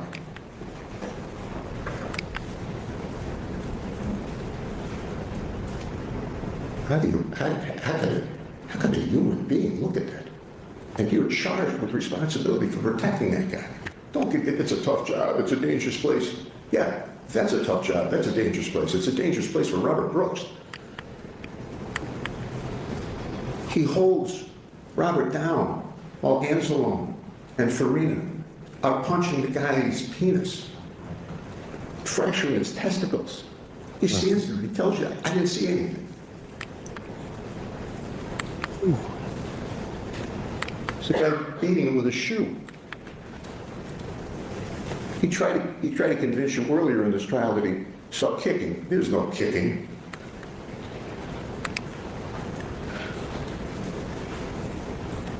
He bravely rushes out to his van.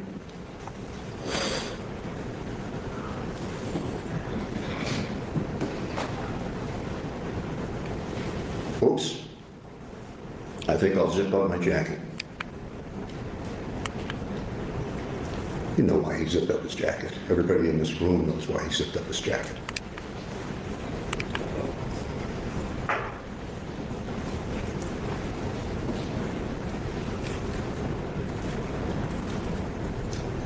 The next 9.5 minutes are blank.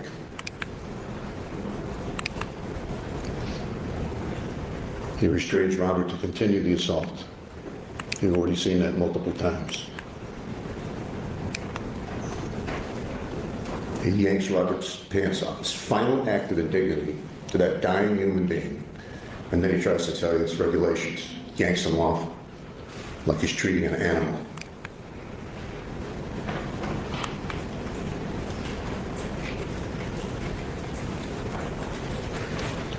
Look at the professionalism, the sensitivity, the care that you just heard about a few moments ago. Never intervenes, never questions, never files a use of force report. Just following orders. Yeah, if you haven't seen the video and you want to see the video, and I'm just going to remind everybody, it's awful. It's an awful video. I don't like watching it. I don't like going through it. But if you want to see it, you can click on that link right there that Alex has put in the chat. And I had Todd McGee on my show. We went through the video together and did some commentary on it. I have FOIA requested all of the video. So I'm waiting for it to come in. I FOIA the AG's office. So I'm hoping to get all that, and then I'll just put it all into one video so there's no commentary, whatever, if people want to see that. It's really bad. But this is something that needed to be talked about and people to follow. All right, we got about another 13 minutes. Thank you for being here on LTL, late night LTL tonight. We're going to wrap this one up here in about 13 minutes. Please make sure to like, share, subscribe, and comment. We're going to play the rest of this out. Here we go. Ordinary, good, decent people get a summons in the mail. You wind up on jury duty. Sometimes greatness is accidental. Sometimes we strive for greatness. A generation from now, your kids, your grandkids, they'll look at you and they say, "What did you do, Mom, Grandma, Grandpa, Dad? What did you do that was great in your life?" In a few moments, you can answer them and say, "I brought justice to a system that dehumanized a man, a simple man who did a terrible thing, but whose opportunities were only ahead of him.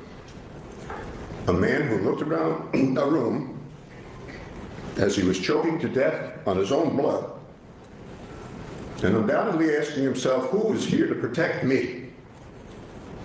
I was pepper sprayed for no reason. I was beaten for no reason. I was hogtied for no reason. I was choked to death for no reason." The sad, inexcusable, unthinkable answer is that no one, not one member of that gang, did a thing to help him. Not Mr. Kieffer, not Mr. Galliher, not Mr. Kingsley. And now, we all know what happened to Robert Brooks. When you reach your deliberations, someone look at your watch.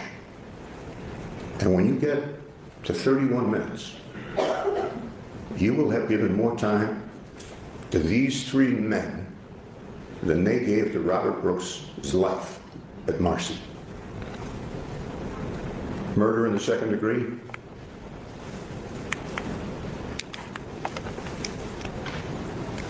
Just click it forward, Jim.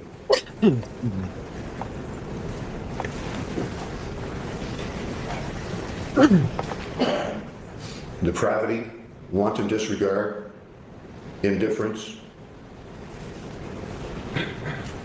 manslaughter in the first degree, intent to cause serious physical injury, gang assault in the second degree, intent to cause only physical injury, causing serious physical injury, all acting in concert. The question for you is, was there a commonality of purpose, a design? Not to kill, they're not charged with intending to kill. I'm hoping tomorrow, Mary. On the summation, Mr. Lubran told you that I was required to prove. I'll let you all know this. I have to work tomorrow, so I won't be able to do the verdict live. But if we get a verdict tomorrow, I'm sure there'll be video of it. And what I'll do is I'll schedule a live show tomorrow, and we can go through the verdict tomorrow. So I'm going to keep my eyes on the case, and I'll keep updating through X and Facebook. If we get a verdict tomorrow, I promise that I'll do a live show tomorrow night, and we can go through the verdict. Okay, let's finish this one up. Sorry if I keep pausing it here. that his client intended to kill Mr. Brooks 5 times. He's not charged with intending to kill Mr. Brooks. This was a gang with the express intent of dehumanizing Robert. We're not going to stand for such impertinence as failure to put your hands in your pockets.